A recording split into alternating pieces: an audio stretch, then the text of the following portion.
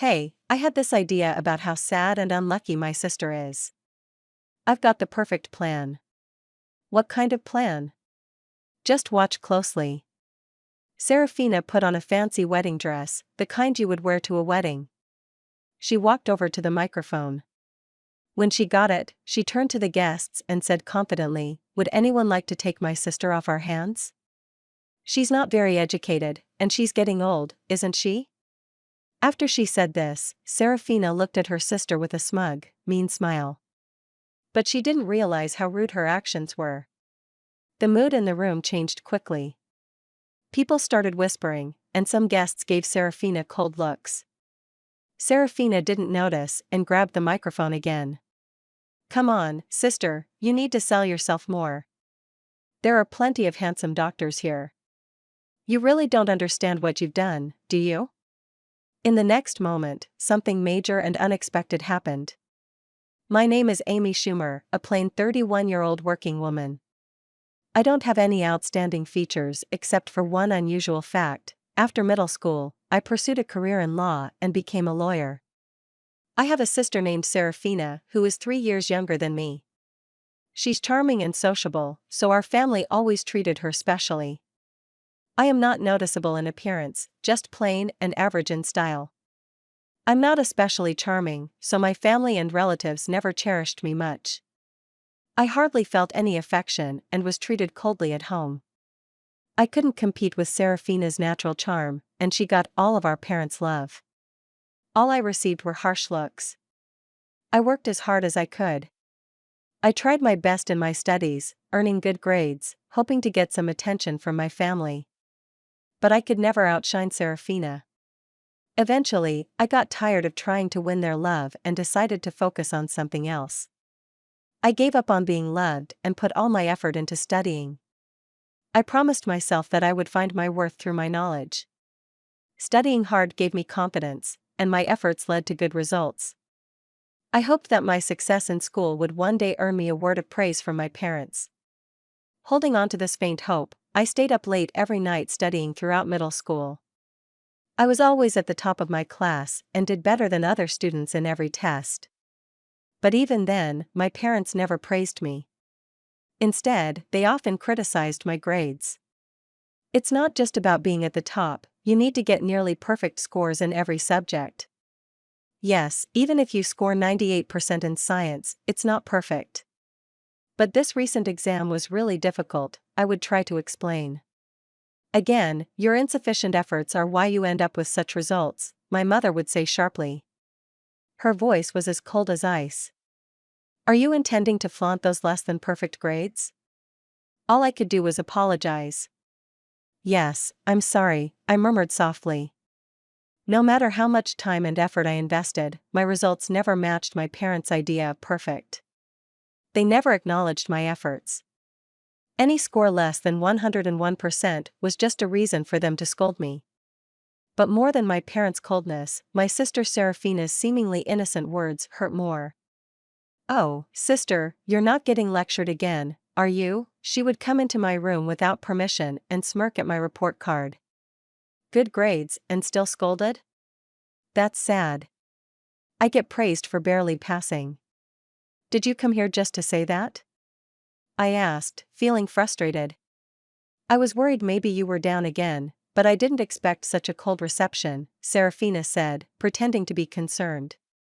"If you were really worried, you wouldn't speak to me like that," I replied, trying to keep calm. "See, that's your problem. You're always like this, so standoffish. That's why Mom and Dad don't show you love," Serafina said. Her gaze was cold as ice. She looked down on me with unmistakable contempt. For a brief moment, her attitude was clear, even as she left the room. After she was gone, I could hear her cheerful laughter with our parents from the living room. I should have been used to this by now, but the sadness overwhelmed me, and tears ran down my cheeks. I had told myself many times that I didn't need my parents' approval and that Serafina's words wouldn't affect me. Despite that, my emotions betrayed me, and I cried. In my hand was the crumpled report card, wrinkled from my tight grip. I resolved once again to stand on my own and escape from this stifling family environment. I decided that doing well in my studies and improving my abilities was the key to that escape. From that moment, I threw myself into my studies with even more determination. One day, as the open breeze swept through the classroom windows, I received an unexpected announcement from my father. "Amy, you will not go to high school. You will start looking for a job immediately," he stated coldly. I was at a loss for words, unable to hide my confusion. "Why would you say something like that?" I asked with a blank expression. "Further investment in you is unnecessary. If you want to go to high school, pay for it with your own earnings. If that's impossible, then you have no choice but to give up. But I'm still in middle school. Work opportunities are limited for me. How am I supposed to?" My protest fell on deaf ears. "Then you must accept this. After discussing it with your mother, we've decided to focus our finances on Serafina. We can't afford to spend more on you," he declared firmly. "That's not fair." I screamed internally, but my father's decision was final. His abrupt words seemed to drain all the color from the world around me, painting everything in shades of gray. My mother and sister looked at me with unhidden smiles, enjoying my misery. I understand much more now. There were options like finding schools with tuition waivers or scholarships. However, back then, without knowing how to access that information, I was simply devastated by the closure of my path to further education. Since that day, my passion for learning faded quickly. The praises from my homeroom teacher, who had always admired my grades, felt hollow. And the lack of interest in education at home made my chances of advancing to higher education seem even more hopeless. I started the next stage of my life by working at a local factory right after graduation. Since I wasn't old enough to live on my own, I stayed with my family until I turned 19. I worked as hard as I could, and most of my salary went to the household.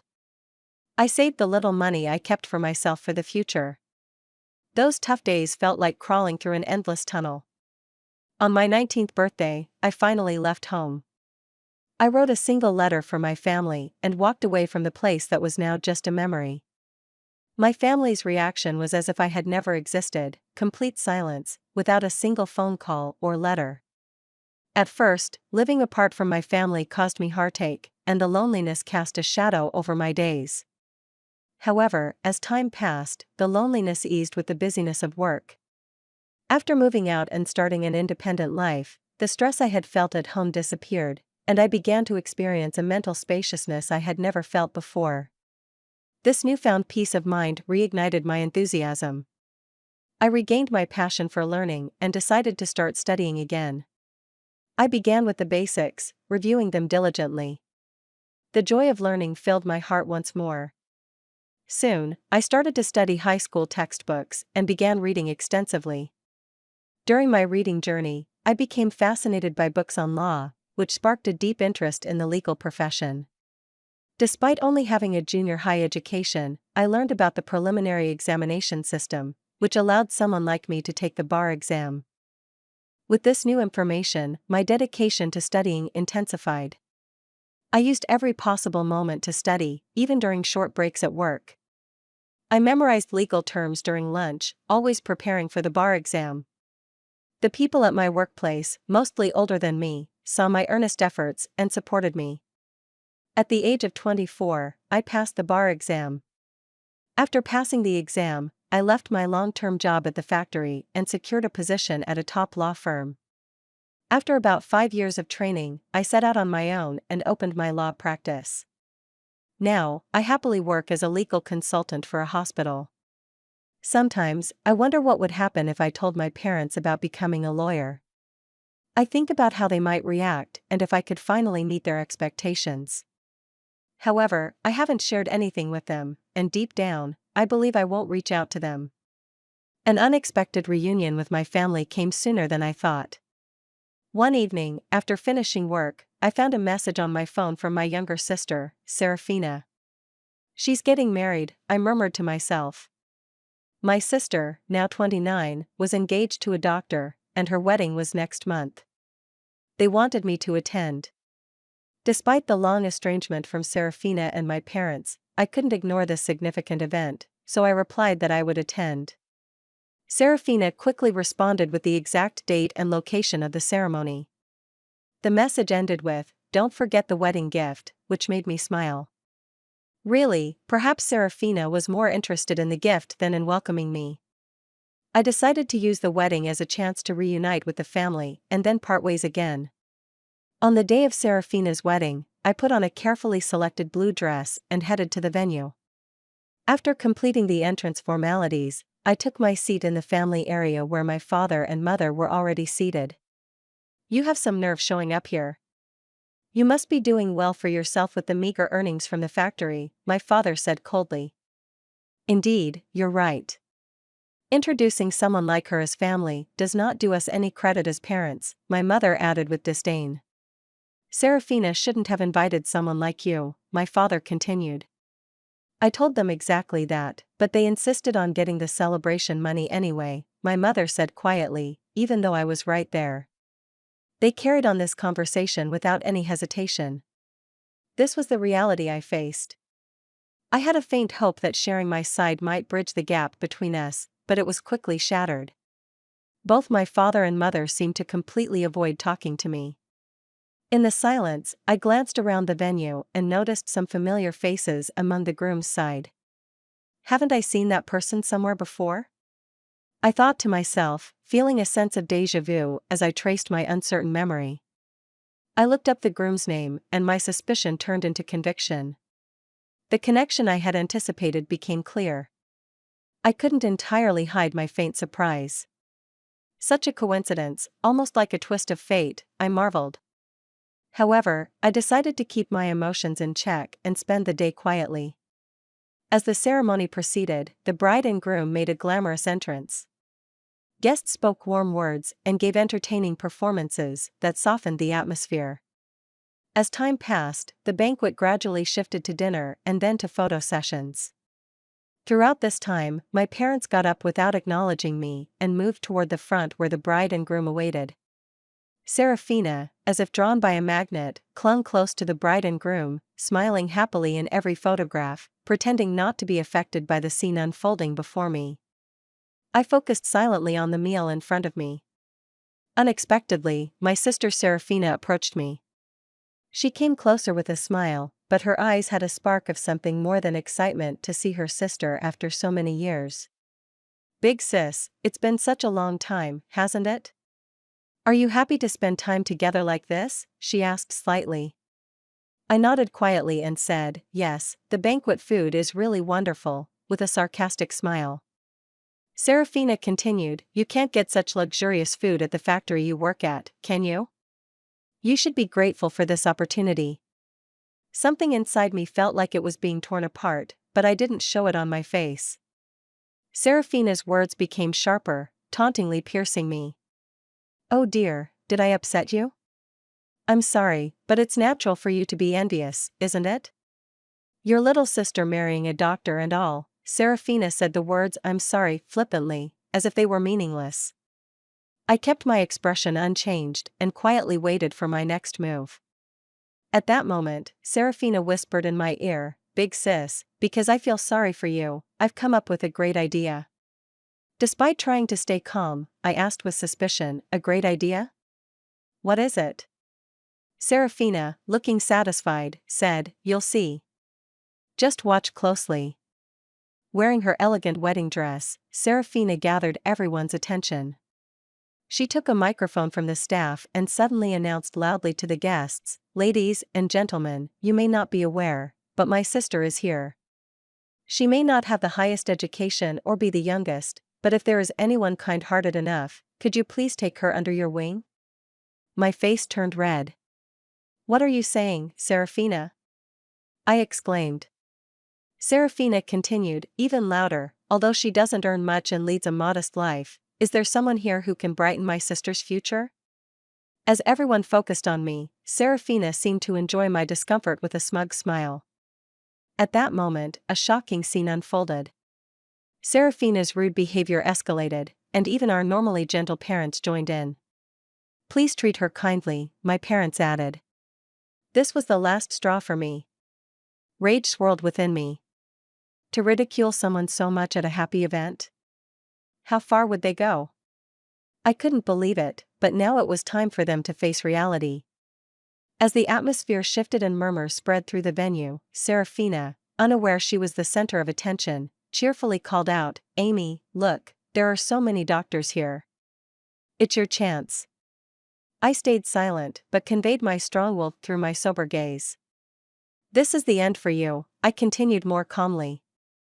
"You'll understand soon just how terrible your actions have been." Just as Serafina tried to make an excuse, the groom suddenly raised his voice. "Wait, please. Why are you leaving your seats?"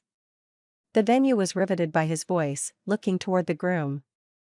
It was clear all his colleagues from work were standing up, heading for the exit.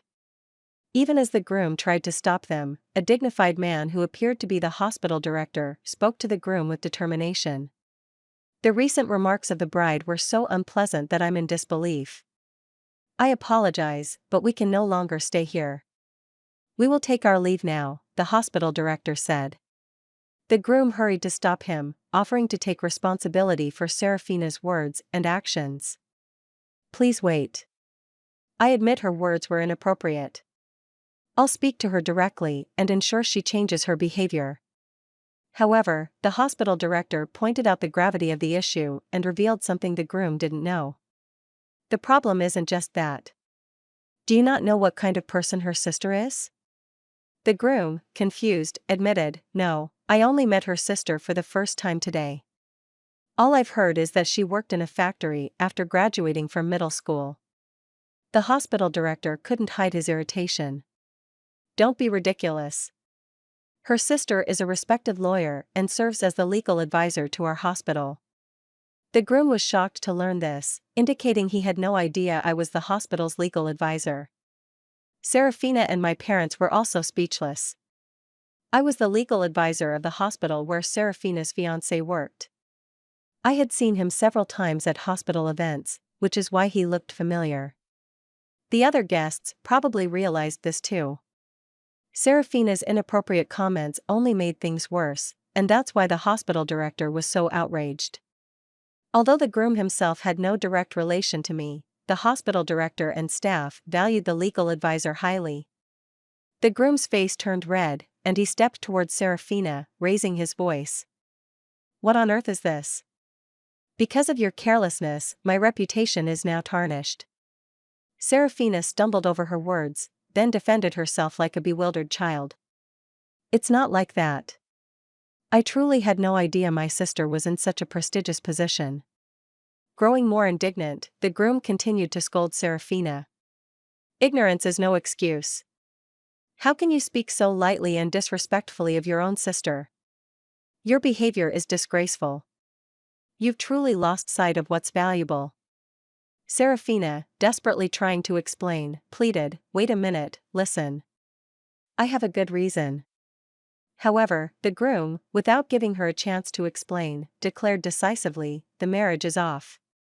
I have no interest in hearing your excuses. Our engagement ends here." Shocked by his words, Serafina collapsed on the spot, her complexion turning deathly pale. In a fit of anger, the groom stormed out of the wedding hall along with the other guests. As I was about to leave, I heard a desperate cry for my sister behind me. "Please help me, Amy." Without being swayed by her cries, I confronted her with a stern tone. "Help you? Why should I? The situation you're in is because of your own actions. Making jokes at others' expense and then playing the victim is pathetic." Serafina, filled with confusion and anxiety, pleaded, "Why are you using such harsh words? If I had known about your success as a lawyer," with a quiet yet firm attitude, I responded, "why should I need to inform someone who has never contacted me about my profession? In fact, I was planning to end our relationship after this wedding. But now, seeing your unfortunate end, I am somewhat satisfied. You must be disappointed that your engagement to a doctor has been called off. Well, you'd better work hard to find your next prospect." With these words, I left the venue with dignity. From afar, I could hear the critical voices of my parents and other guests. Everything proceeded as expected, and Serafina's marriage was no more. My parents, who had thought a secure future was assured through Serafina's marriage to a doctor, expressed their anger toward her for the first time. Unable to withstand their anger, Serafina sought help with a broken heart, but I ignored her pleas. I never answered her calls, despite repeated attempts, and cut off all contact with the family. I heard that Serafina had quit her job and was now without employment, estranged from our parents, and spending her days shut in at home. As for me, I am very happy with both my work and private life, living peacefully without any big problems. Although my bond with my family hasn't been smooth, I am lucky to have a lot of support from people in my professional and daily life. This good environment isn't by chance, but because of my long-term hard work and effort. There were times when I faced tough challenges, but overcoming them made me who I am today. Looking back on my past struggles, I see their value now. I hope to keep living a fulfilling life at my own pace, setting realistic goals and keeping stress low. Thank you for being with us and listening until the end. If you found it interesting, please subscribe, give us a like, and leave your comments. We'll see you on the Retaliation Realm channel.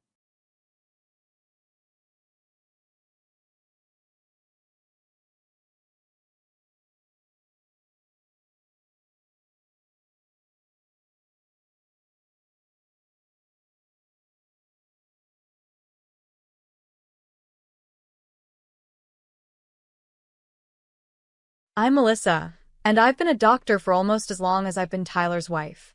We've had our ups and downs, but those 34 years went by so fast. Our home was big and cozy, always filled with life, especially when the boys, Ronald and Steven, were young. They were like night and day, but each brought their own kind of joy into our lives. Tyler and I, both doctors, worked hard to build a comfortable life. We even bought a few apartments over the years to rent out for extra income. Life seemed to be going well until one day, Tyler came home looking unusually serious. "Melissa, we need to talk," he said, his voice heavy. He had some tests done, and the results came back it was cancer. The months that followed were filled with hospital visits, treatments, and endless waiting. Tyler fought hard, but the cancer was relentless. Watching the strongest man, I knew fade away was heartbreaking. No amount of medical training could prepare me for that. One evening, as we sat quietly in the living room, Tyler took my hand and said, "Melissa, if things don't go our way, make sure everything is sorted with the boys. The will is done, and you'll be fine financially." Not long after, he passed away. The funeral was a somber event, with family, friends, and colleagues coming from all over to pay their respects. But the hardest part was the quiet at home after everyone left. The empty spaces where Tyler used to be, his things still in place it hurt to see and remember. A few days after the funeral, I was in the kitchen, trying to figure out what to do with the leftover food, when Ronald stormed in, his face full of worry and anger. Steven followed, looking like he wished he was anywhere else. "Mom, we need to talk about Dad's will," Ronald said, getting straight to the point as he always did. I sighed and set down the cling film. "Yes, I know," I said. "Your father left everything to me. He wanted to make sure I was taken care of." Ronald slammed his hand on the counter and said, "But what about me and Steven? We're his sons. It's not fair that we get nothing." Steven tried to calm things down. "Ronald, let's not rush into this. Mom's still grieving. We can figure this out without fighting." Ronald glared at him and said, "Easy for you to say. You're not thinking about the future like I am." I leaned against the counter, feeling the weight of their stares. "Your father and I built this together. He trusted me to handle things, but I hear you, Ronald. It's not my plan to leave you out. So, what then?" Ronald asked, crossing his arms and raising his voice. "We just wait until you decide it's the right time to give us our share?" "Ronald, watch your tone," I snapped, losing my patience. "I'm still your mother."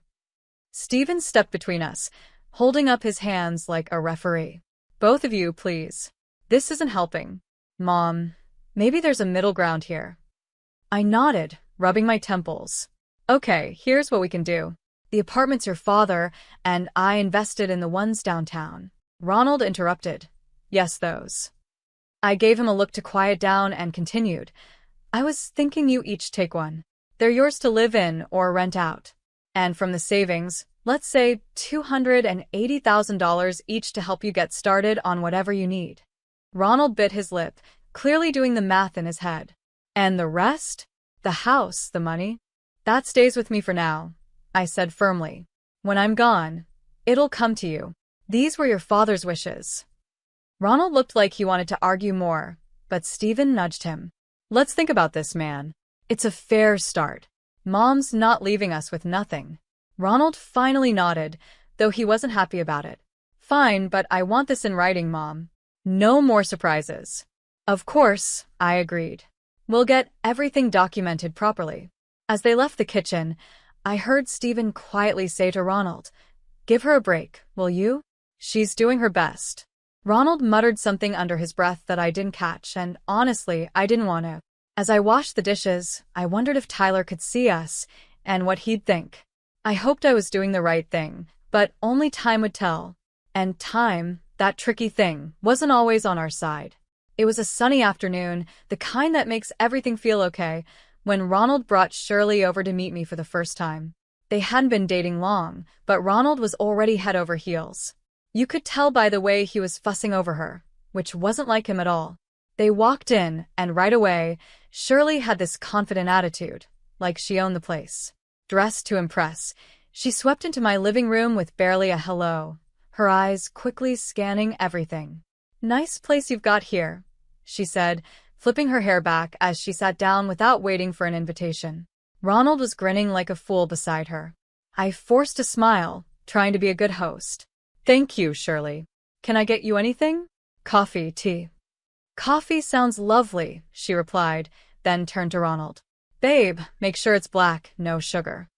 Ronald nodded and headed to the kitchen, leaving me alone with her in my own living room, feeling like the guest. The silence was awkward until she broke it. "So, Ronald tells me you're pretty well off," she said, eyeing the decor. "I'm used to a certain standard, you know. My parents made sure of that." "That's good to hear," I said, not sure what else to add. Ronald came back with the coffee and handed Shirley her cup. She took a sip and made a face. It's all right. Anyway, we've been discussing our future together, planning ahead, you know." "That's wise," I said, glancing at Ronald, hoping he'd give me some clue about where this conversation was going. Shirley set her cup down. "Yeah, and speaking of planning, we were thinking about the wedding. You know, I want something special. Ronald has probably told you I saw this place perfect for a rehearsal dinner, but it's a bit pricey. It's about $45,000. I nearly choked on my coffee. $45,000 just for the rehearsal dinner? Ronald quickly jumped in. "Mom, it's important to Christina. We want to start things off right." I put my cup down, feeling a storm brewing inside. "Look, that's a lot of money for dinner, Shirley. We need to be reasonable." Shirley's face hardened. "Reasonable? Ronald says you have the money. I don't see why we should compromise on something that important." Ronald was nodding along with her, but I could see the unease in his eyes. He knew he was asking for too much. "I'm all for celebrating," I said, trying to keep my voice calm, "but $45,000 is just too much. I can't justify that." Shirley stood up, her chair scraping loudly against the floor. "I'm not used to compromising on my standards, Melissa. I made it clear to Ronald that I expect a certain lifestyle." Ronald tried to smooth things over. "Mom, maybe we can find a middle ground." "There's no middle ground on $45,000 for a dinner, Ronald. That's final." I snapped, losing my patience. Shirley grabbed her purse and glared at me. "Fine, if that's how it's going to be, then maybe we need to rethink some things." They left soon after, and I sat there, reeling from the encounter. The nerve of that girl, coming into my home, drinking my coffee, and telling me how to spend my money. It felt like a slap in the face, a wake-up call I wasn't ready for. I was out at the grocery store when Ronald and Shirley decided to drop by again. By the time I got home, Stephen was awkwardly trying to entertain them in the living room. The atmosphere was tense, the kind that makes you want to turn around and leave, but it was my house, so I braced myself and walked in. Shirley, all dressed up as usual, handed me a list as soon as I set down my grocery bags. "Melissa, We thought a lot about the wedding gifts, and here's what we've settled on. I hope this will be easier for you to handle. I skimmed the list she handed me. It was surprisingly reasonable kitchen appliances, some nice US, even a couple of pieces of furniture. This seems quite reasonable, I said, feeling a moment of relief. I think these are wonderful choices, really. Ronald looked at Shirley, hope crossing his face. But just as I was about to discuss where we could buy these items, Shirley's expression changed abruptly. She gasped, "Oh no, this isn't right. Give that back." She snatched the list from my hands and rummaged through her purse, pulling out another sheet of paper. Here's the actual list. This new list was nothing like the first. It included an apartment, a luxury new car, an exclusive vacation, and even diamond jewelry. My jaw dropped. Is this some kind of joke? Shirley didn't flinch. No joke, Melissa. These are the gifts we expect only the best for our wedding. I stared at her, then at Ronald, waiting for him to say something, anything to suggest he didn't agree with this madness. But he just stood there, looking between us, clearly conflicted but silent. I couldn't hold back. Ronald, why are you letting her do this? You know this is unreasonable. Shirley cut in, her voice rising. This doesn't concern you, Melissa. You just need to pay up and keep quiet. That's when Stephen stood up, his face set hard. That's enough, Shirley. You're not going to talk to our mom like that. This is her house, and you're way out of line. You need to leave, now. The room was thick with tension as Ronald and Shirley gathered their things. Shirley muttered under her breath, clearly angry. This is ridiculous. We'll remember this. They left, and the door slammed shut behind them. I sat down, feeling the weight of what had just happened. I felt the weight of the whole situation pressing down on me. Stephen sat beside me, putting an arm around my shoulders. We'll figure this out, Mom, but you can't let them push you into giving more than you can or should. It's not right. He was right, of course, but as I sat there with my son, I couldn't help but worry about Ronald. How had things gotten so out of hand? How could he not see what this was doing to our family? The silence between us was filled with unspoken worries and fears for the future. I knew then that this was far from over. It was only going to get harder from here. The weeks that followed were filled with constant phone calls from Ronald. Each one was more demanding than the last, his tone desperate, almost frantic. Mom, you don't understand. I can't look poor next to Christina's family, he'd argue, his voice cracking with stress. You have the money. Why can't you just help me out here? I sat at the kitchen table, phone pressed to my ear, feeling a knot in my stomach. Ronald, it's not about the money. It's about living within your means. Christina's expectations, you can't keep up with that without going into serious debt. He'd scoff, his frustration boiling over. What do you know about it? I'm not going to live like I need more from the inheritance now.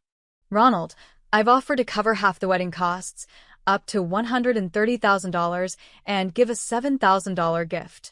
That's more than generous. But everything has to be agreed upon with me, no surprises. There was a pause, then a sharp laugh from him. That's nothing. You're just being stingy. You have $1 million sitting there. Why are you holding out on me? Because it's not just about the money, I replied, my patience wearing thin. It's about not feeding into this fantasy that's going to ruin you.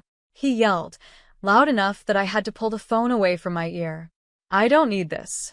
I'll handle it my way. Forget you. And just like that, the call ended. Months passed in silence.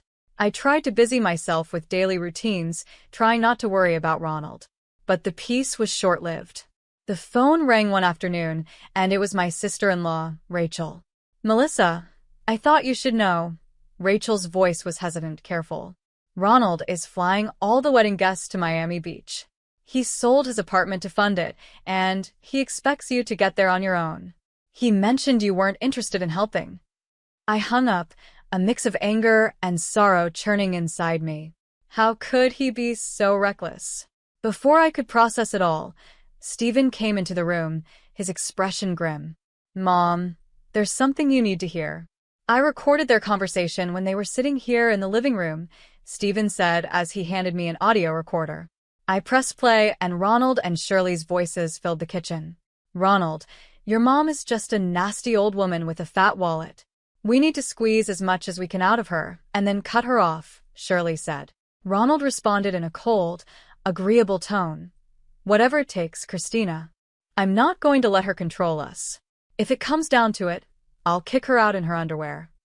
I turned off the recorder, my hands trembling, hearing my own son speak about me like that was too much.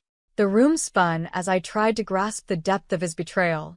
Flying to Miami Beach was a decision I didn't take lightly. Stephen was by my side, both of us tense, but determined to face whatever awaited us. When we landed and approached the venue, I was shocked by the sheer luxury of it all, flowers everywhere, lights strung like stars across the evening sky, and music in the air. As we walked into the gathering, I spotted Ronald and Shirley mingling with guests.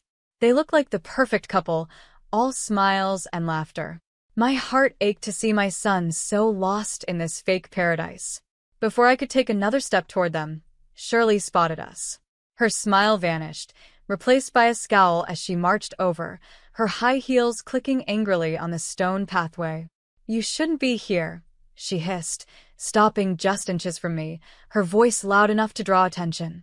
This is my day, and you're not welcome. I was stunned, but before I could respond, her parents, who had overheard, came over. Her father, a tall, stern-looking man, spoke first. Shirley, that is no way to speak to your guest, much less to Ronald's mother. His tone was harsh, a reprimand that made her cheeks flush with embarrassment.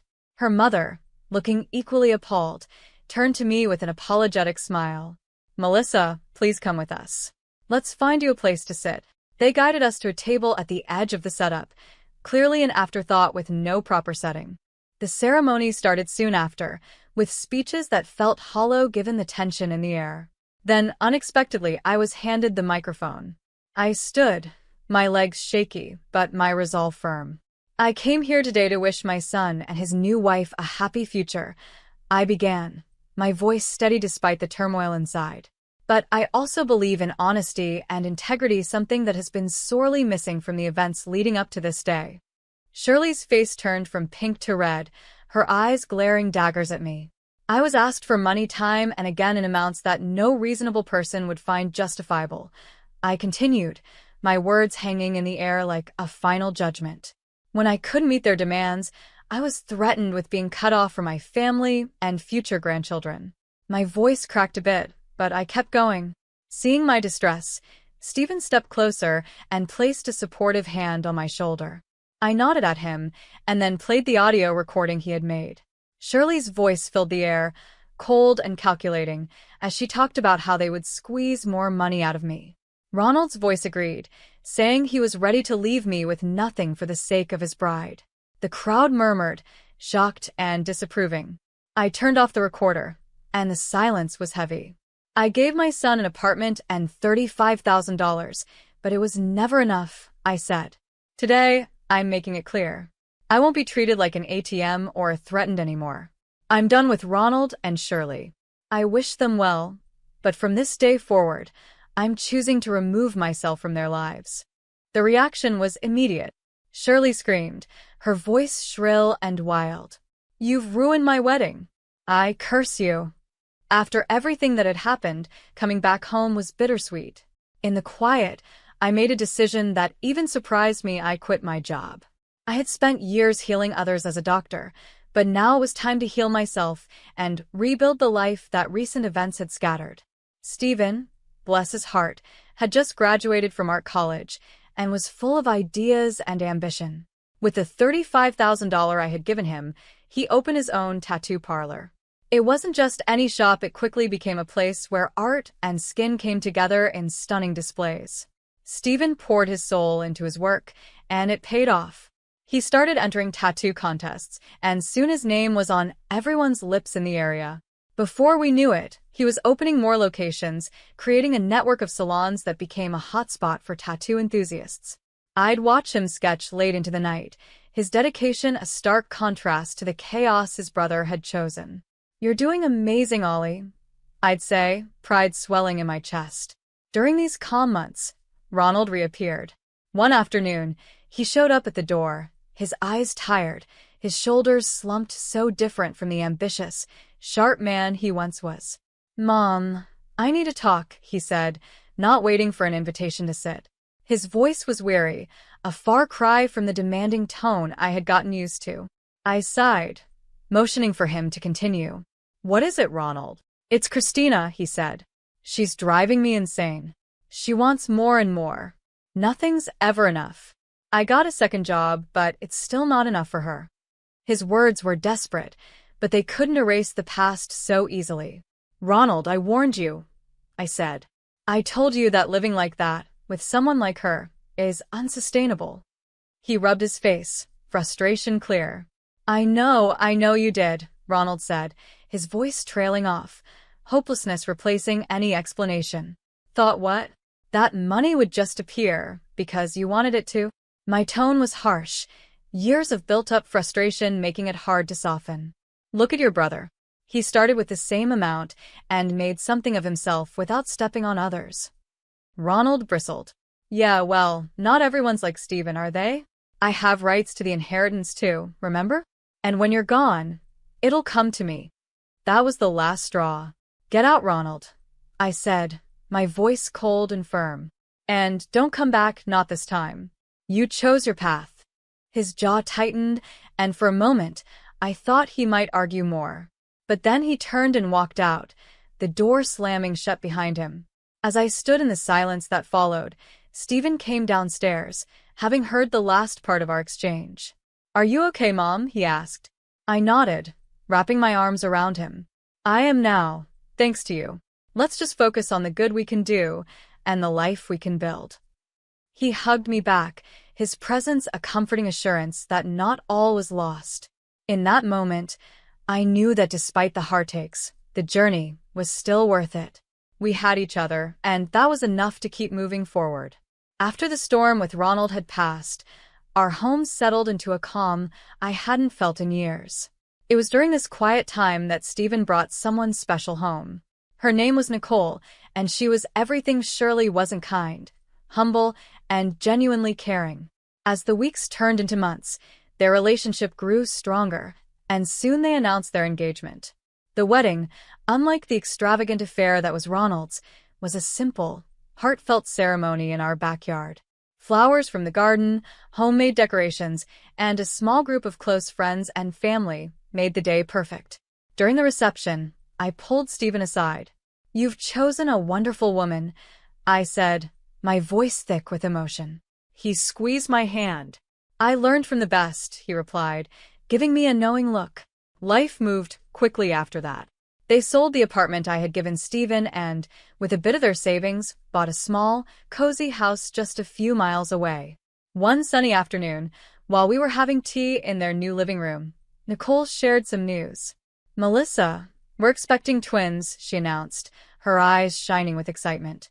I almost dropped my cup, overwhelmed with joy. "Twins? Oh my goodness, that's wonderful." Steven beamed with pride. "We wanted you to be the first to know. We're really happy, Mom." "Twins," I repeated, letting the words sink in. Grandchildren, it was a new chapter, one I was eager to begin. As for Ronald, news from him was scarce. The last I heard, he had divorced Shirley. She had taken nearly everything in the split, leaving him to start over in another city. Despite the pain he had caused, it hurt to know he was out there somewhere, struggling because of his choices. One evening, as I sat looking through old photo albums, Steven came and sat beside me. He noticed a picture of Ronald and me from years ago. "Do you ever hear from him?" he asked softly. I shook my head. "No. After everything, he's chosen his path, and I have to respect that, even if it breaks my heart." Steven put an arm around me. "He's still my brother, Mom. Maybe one day he'll come around." "Maybe," I agreed, though I wasn't sure if I believed it. "But for now, we have plenty to keep us busy, especially with those twins on the way." Steven chuckled. "Yeah, you're about to be the busiest grandma in town." We both laughed, the sound filling the room with warmth. Despite the past, despite the mistakes and heartaches, this moment here with Steven felt like everything was exactly as it should be. Life was moving on, and so were we, with new hopes and dreams just on the horizon. It was supposed to be the happiest day of my life, the day I'd dreamed about for years, my wedding day in Chicago. It was meant to be a celebration of love and joy, surrounded by family and friends. Instead, it turned into a nightmare that shattered everything I believed in. The ceremony was beautiful. The music played softly, the flowers were arranged perfectly, and the guests were all smiles. I looked around the room, feeling a rush of excitement and anticipation. Peter and I had been planning this day for months, and I couldn't wait to begin our life together.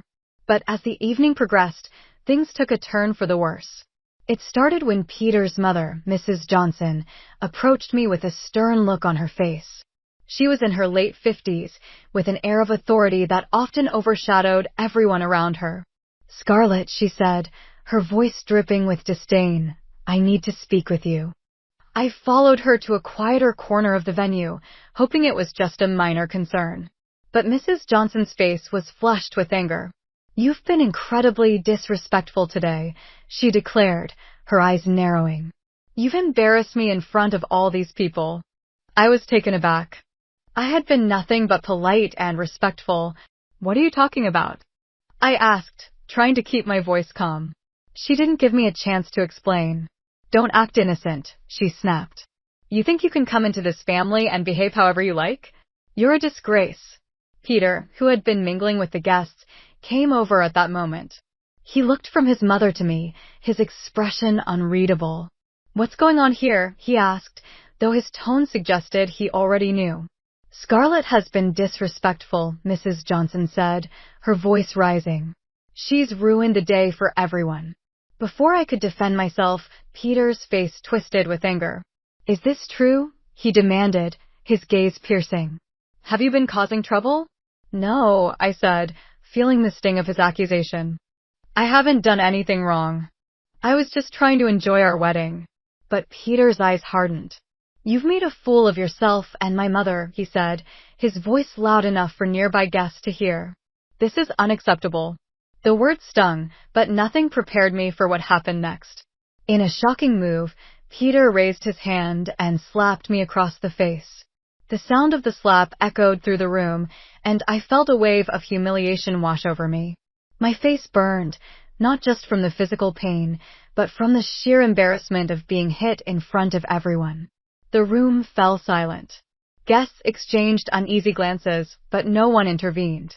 Peter's mother watched with a satisfied smirk as if she had won some victory. "You're a fat woman who's dishonored my mother," Peter shouted, his voice filled with venom. "I can't believe I married someone like you." I stood there, stunned, tears welling up in my eyes. The crowd was a blur of shocked faces. I wanted to run, to hide from the world, but instead, I found myself standing frozen, unable to comprehend what had just happened. Peter's behavior wasn't just shocking, it was a devastating blow, in front of all those people. I felt my dignity slip away as the guests slowly resumed their conversations. I felt the weight of their judgment on me. The laughter and music seemed to mock my misery. When I finally managed to compose myself, I knew I couldn't stay there any longer. I excused myself from the reception and found a quiet place in the back of the venue, away from prying eyes. The tears flowed freely now as I tried to process the events of the evening. I'd always imagined this day as a fairy tale, a dream come true. Instead, it had turned into a cruel reminder of the harsh reality I was facing. My marriage, which I had hoped would bring me happiness and security, had revealed itself as a sham. Peter's and his mother's behavior was more than just a fleeting moment of anger. It was a glimpse into a toxic and abusive dynamic I had not fully understood before. The humiliation of the evening was a harsh wake-up call. I knew I couldn't allow this to be the end of my story. As I looked at my reflection in the dim light, I made a silent vow to myself. I would not remain a victim of their cruelty. I would seek justice and expose the truth, no matter how difficult the journey ahead might be. The wedding, once a symbol of new beginnings, had become a turning point in my life. The pain and betrayal I felt were profound, but they also ignited a fire within me. I knew that the road to reclaiming my life and seeking justice would be long and arduous, but I was determined to face it head-on. this was just the beginning of my fight. In the weeks following the disastrous wedding, I felt like I was living in a fog. The pain of Peter's public humiliation was still fresh, but what stung even more was the realization that my marriage had been a facade. Despite the turmoil, I knew I couldn't let Peter and Mrs. Johnson's cruelty define my life. I needed to take control and find a way to fight back. The first step in my plan was to gather evidence. I knew that exposing Peter and his mother would require more than just my word. I needed proof of the emotional and financial abuse I had endured. That's when I decided to hire Detective Robert Hayes, a private investigator known for his discretion and effectiveness. I reached out to him, and after a brief consultation, he agreed to take on my case. Detective Hayes was in his mid-40s, with a calm demeanor and a sharp mind. He listened intently as I recounted the events of the wedding and described the pattern of abuse I had experienced. "I understand how difficult this must be for you," he said, "but if you're willing to work with me, we can get to the bottom of this." I nodded, feeling a glimmer of hope. "I'll do whatever it takes," I said. "I just want the truth to come out." With Detective Hayes on board, I started recording my conversations with Peter and Mrs. Johnson. It was uncomfortable and stressful, but I knew it was necessary. I had a small recorder in my purse, making sure to capture every conversation I had with them. It wasn't long before I realized how manipulative and abusive they truly were. One evening, Peter and I had a heated argument over dinner. I was recording the conversation, and I remember feeling a mix of dread and determination as I listened to Peter's angry outbursts. "You're so useless," he said, his voice dripping with disdain. "Why can't you do anything right?" I tried to stay calm. "I'm doing my best," I said. But Peter's response was venomous. "Your best isn't good enough," he said. "You're a burden on me and my mother. Everyone can see it." The more I listened to these recordings, the more I realized how deeply rooted their abuse was. It wasn't just about the public humiliation. It was a pattern of emotional cruelty that had been going on for years. I began to piece together a narrative of their behavior, which made me even more determined to expose them. Meanwhile, Detective Hayes was busy investigating their financial dealings. He conducted background checks and looked into their accounts, searching for any signs of wrongdoing. After a few weeks, he returned with troubling news. "I found some suspicious transactions," he said, his face serious. "It looks like Peter and Mrs. Johnson might be involved in financial fraud." My heart raced as Detective Hayes laid out the details. "There are large sums of money being transferred between various accounts," he said. "It seems they might be embezzling funds from clients." The revelation was shocking, but it made sense. Peter was a financial advisor, and Mrs. Johnson had always been heavily involved in his business. Their abusive behavior was beginning to take on a more sinister dimension. They weren't just controlling and cruel, they were criminal. I knew that I needed more than just these financial records to take them down. The recordings of our conversations were crucial, but I also needed to find a way to bring all the evidence together. That's where Anna, my best friend, came in. Anna was in her early 30s, with fierce loyalty and a sharp mind. She had been a rock for me during this tumultuous time, offering support and encouragement. When I shared the evidence with Anna, her reaction was a mix of shock and determination. "We have to do something with this," she said, examining the recordings and financial documents. "This isn't just about you anymore. They're committing serious crimes." Anna and I began to analyze everything we had collected. We went through the recordings, highlighting instances of emotional abuse, and cross-referenced them with the financial documents. It was exhausting work, but it was also empowering. With each piece of evidence we reviewed, I felt a renewed sense of purpose. One evening, as we were poring over the documents, Anna looked up from her notes. "Scarlett," she said, "you've already come so far. You've gathered a lot of evidence. Now it's time to take the next step." I nodded, feeling a mix of nervousness and resolve. "I know," I said. "I'm ready to expose them. They need to be held accountable for what they've done." We planned to organize a large event where I would reveal the truth about Peter and Mrs. Johnson. I wanted to make sure it was a public affair, so their deceit and cruelty would be laid bare for everyone to see. The idea was both daunting and exhilarating. It was the final step in my journey from victim to someone who would fight for justice. As we prepared for the event, I could feel the weight of the upcoming revelation bearing down on me. But despite the fear, I was driven by a deep sense of justice and a desire to reclaim my life. With Detective Hayes' help, Anna's unwavering support, and the evidence we had gathered, I felt ready to face whatever came next. The journey had been arduous, but it was leading me toward a turning point. I was determined to stand up for myself and expose the truth, no matter how difficult it might be. As the day of the event approached, I knew that this was my chance to take control of my life and fight for justice. The day of the event arrived, and the tension was palpable. I had planned it meticulously, making sure every detail was in place. The venue was a grand hall, decorated elegantly, with an air of sophistication that belied the truth I was about to reveal. I had invited family, friends, and media representatives, hoping to ensure that the truth would be seen and heard by as many people as possible. As the guests began to fill the hall, I felt a mix of anxiety and resolve. The room buzzed with excitement and curiosity, but I couldn't shake the nerves that fluttered in my stomach. Peter and Mrs. Johnson were among the attendees, standing by my side with confident smiles. They had no idea what was about to unfold. The event started with a series of speeches and toasts, creating a festive atmosphere. I played the part of the gracious hostess, all the while feeling like an actor in my drama. I took deep breaths and tried to calm myself as the moment approached. When the time came for my announcement, I stepped up to the podium. The crowd grew silent, and all eyes were on me. I could see Peter and Mrs. Johnson exchanging glances, their smiles still intact, but with a hint of curiosity. I took a moment to gather my thoughts, feeling the weight of what I was about to do.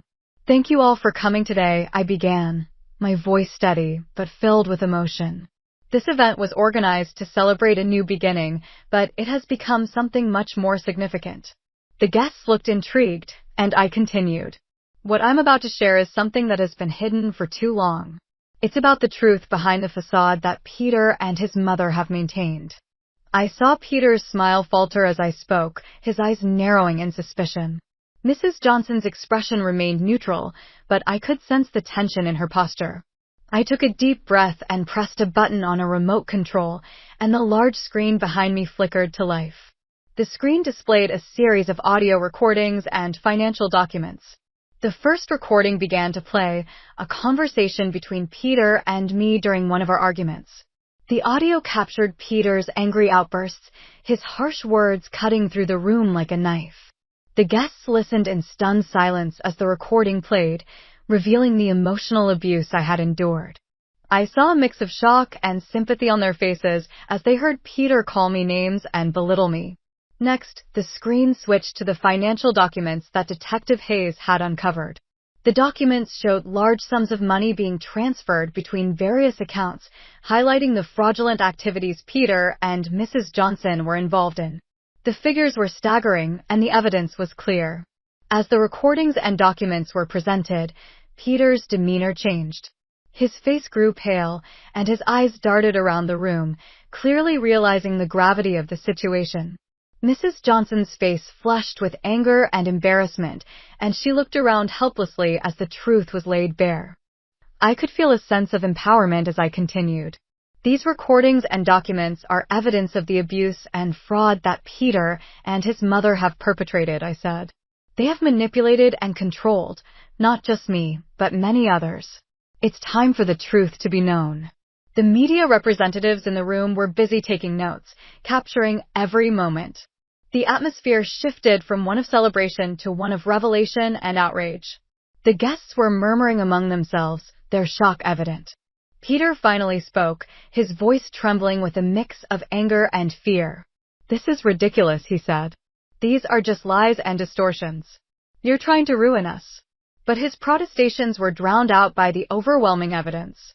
The guests, now fully aware of the situation, began to react with outrage. Many expressed their disapproval and concern, while others offered support and sympathy. The room was buzzing with conversation, and I felt a sense of vindication as the event drew to a close. Peter and Mrs. Johnson tried to leave, but their attempts to escape the fallout were thwarted by the media and the crowd. Their once confident facade had crumbled, and they were left to face the consequences of their actions. I watched as the reality of the situation sank in for them. The facade of respectability they had built was shattered, and the truth was out for everyone to see. For me, it was a moment of triumph and a significant step toward reclaiming my life.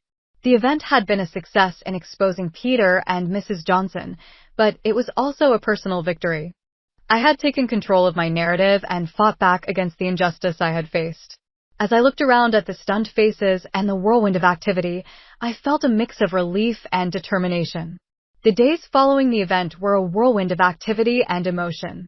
The truth about Peter and Mrs. Johnson had been exposed, and the fallout was immense. The media coverage was relentless, and the public reaction was a mix of outrage and support for me. I had become a symbol of resilience and justice, but the real work was just beginning. In the weeks that followed, the media frenzy intensified. Peter and Mrs. Johnson were scrutinized from every angle, their lives laid bare for the world to see. The financial fraud charges were taken seriously, and investigations began to unravel their illicit dealings. The once confident duo was now facing a legal battle that threatened to strip them of their wealth and reputations. I knew that while the media was focused on them, my journey was far from over. I had to navigate the legal system to ensure that the justice I sought was served. My lawyer, a skilled professional who had been with me throughout this process, prepared a solid case based on the evidence we had gathered. We compiled the recordings, financial documents, and testimonies to build a strong case against Peter and Mrs. Johnson.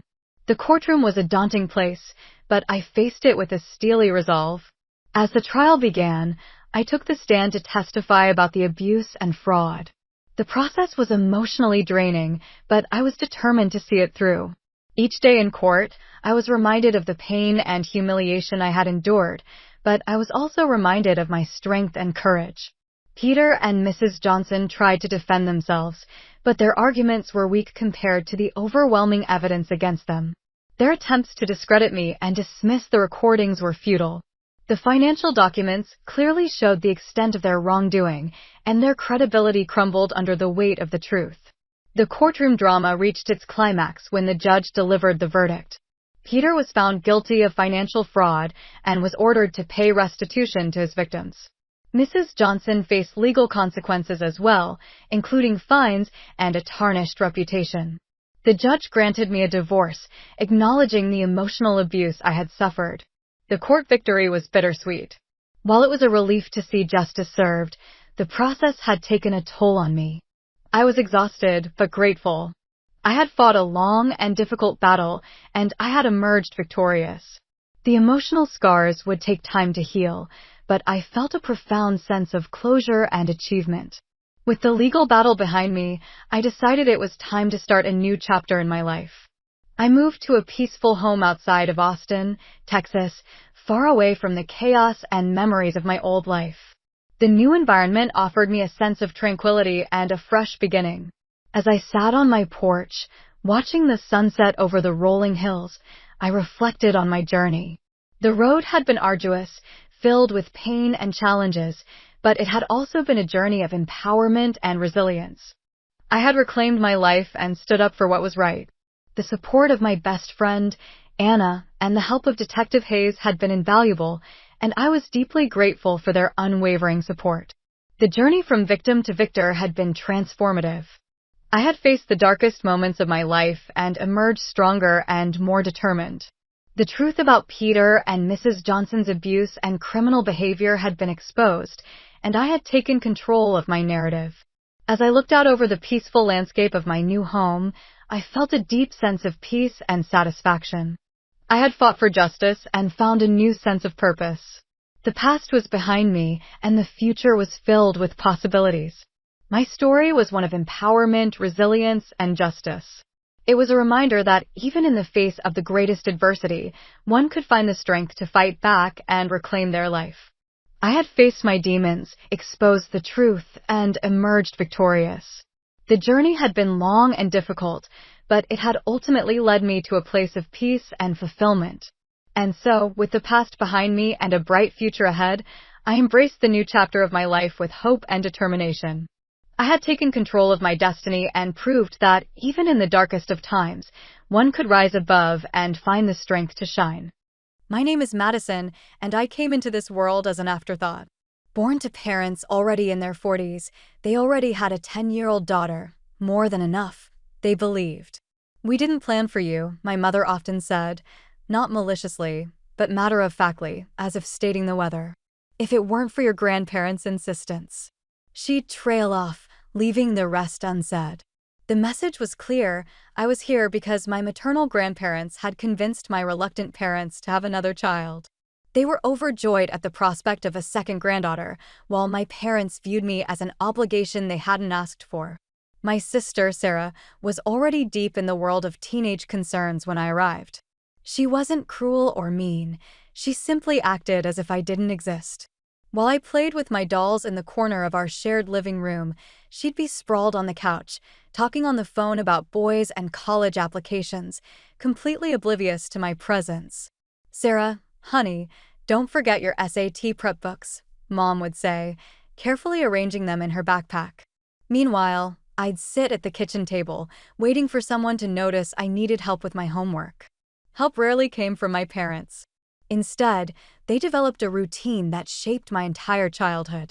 Every morning, they dropped me off at my grandparents' house. "You wanted her," my father would say to my grandfather, keys jingling in his hand as he prepared to leave for work. "She's all yours." My grandparents' house became my real home. They picked me up from school, helped me with my homework, took me to the park, and made sure I was fed and cared for. Only late at night would my parents come to collect me, usually looking tired and slightly annoyed at having to make the trip. "Madison," my grandmother would say, hugging me goodbye each night, "you're the best thing that ever happened to us." And in those moments, wrapped in her warm embrace, I could almost forget that I wasn't wanted elsewhere. This pattern continued day after day, year after year. While my sister prepared for her bright future, I learned to navigate life as an afterthought in my own home. But my grandparents' love was constant, unwavering. It was in their home that I learned what it meant to be truly valued. One day, my grandfather said, as we worked on my math homework, "You'll understand that sometimes the best things in life aren't planned." He winked at me, and for a moment, the weight of being unwanted lifted from my small shoulders. With Sarah away at college, I thought things might change at home. Maybe my parents would finally see me, the daughter who remained. I couldn't have been more wrong. "Madison," my mother's voice reached me before I could even drop my backpack after school. "The house needs cleaning. Start with the bathrooms." What had once been Sarah's chores now became mine, along with a host of new responsibilities. The washing machine became my constant companion. I learned all its quirks and settings by heart. The housework seemed endless. "You live here, you need to contribute," my father would say whenever I showed the slightest hesitation. "Your sister always did her part." By the time I was 14, I had graduated from cleaning to cooking. It wasn't a gradual transition. One day, my mother simply stopped making dinner. "You're old enough now," she announced one morning. "We expect dinner ready when we get home from work." That first night, I made spaghetti. It was slightly overcooked but edible. My parents ate in silence. Then, my father looked up from his plate. "Tomorrow, try something with chicken," he said, his tone making it clear this wasn't a suggestion. My only escape was dreaming about college. Every night, after finishing the dishes, I'd retreat to my room and browse university websites. I'd imagine myself walking across different campuses, far away from the endless chores and cold silences. Then, when I was 16, Sarah came home with news that changed everything. She bounced through the front door one Sunday afternoon, dragging a tall, well-dressed man behind her. "Mom, Dad," she squealed, "this is James. We're engaged." You'd think someone had just announced they'd won the lottery. My parents jumped from their seats. My mother cried tears of joy. My father was already pulling out his phone to call relatives. "We'll pay for everything," my mother declared, hugging Sarah. "Our first daughter's wedding has to be perfect." The wedding preparations consumed our house for months.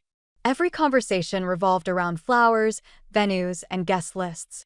Money seemed to flow like water: designer dresses, premium vendors, top-tier everything. My grandparents attended the wedding, but seemed uncomfortable with the extravagance. I caught my grandmother frowning at the ice sculpture that probably cost more than a semester of college tuition. My grandfather just shook his head at the champagne fountain. But they kept their thoughts to themselves. 2 years later, I sat at our dinner table, 3 college acceptance letters spread before me. After years of playing Cinderella while maintaining straight A's, I'd been accepted to all my top choices. My heart raced as I told my parents the good news. "That's nice," my mother said, not looking up from her plate. "But we can't pay for it. We spent all our savings on your sister's wedding, even took out a loan for it. There's nothing left for college." "But you paid for Sarah's college," I stammered. "That was different," my mother replied. "We saw potential in her." The silence at the dinner table was deafening. After my mother's words about potential, I sat there, the acceptance letters suddenly feeling heavy in my hands, as my parents continued eating as if they hadn't just shattered my dreams. "You should get a job," my father said between bites. "Save up some money. Take out a student loan. That's what responsible adults do." I left the table without being excused, something I'd never dared to do before. My hands were shaking as I grabbed my phone and called my grandmother. Within minutes, I was walking through their familiar front door, tears streaming down my face. "Oh, sweetheart," my grandmother pulled me into a hug while I told them everything between sobs. My grandfather's face grew stern as he listened, but there was a glimmer in his eyes that I couldn't quite read. When I finished, they exchanged a knowing look. "Madison," my grandfather said, taking my hand, "we've been expecting something like this." "What do you mean?" "We watched how they've treated you all these years," my grandmother explained. "How they spent money on Sarah's education, her wedding. We knew they might do this to you." My grandfather stood up and walked to his study. When he returned, he was holding a folder. "We've been saving for your education since the day you were born," he said, opening the folder to reveal bank statements. "You can choose any of those 3 colleges. We've got you covered." That night, I went home and packed my things, not everything, just what I needed. My parents were watching TV downstairs and barely looked up when I told them I was moving in with my grandparents. "Whatever you think is best," my mother said, her eyes never leaving the screen. Was that relief I heard in her voice? The next few weeks were a blur of college preparations. I chose to study financial analysis. Somehow, watching my parents' mismanagement of money sparked an interest in doing things the right way. My grandparents helped me with every detail, from filling out forms to buying supplies. When I finally started classes that fall, it felt like stepping into a new world. The material was challenging, but I loved every minute of it. Each class felt like a step away from my old life and toward something better. My professors noticed my enthusiasm, and soon I stayed after class to discuss complex financial concepts. For the first time in my life, someone besides my grandparents saw potential in me, real potential. My second year of college was in full swing when my grandmother called with some interesting news about Sarah. "Your sister's having trouble," she said during one of our weekly calls. "Her marketing career isn't taking off like she hoped, and James can't seem to hold down a job. They're constantly asking your parents for money." I wasn't surprised when she told me they were getting it. "Your mother emptied her retirement account last month to help them with rent," my grandmother sighed. "They just can't say no to her." A year later, the situation got worse.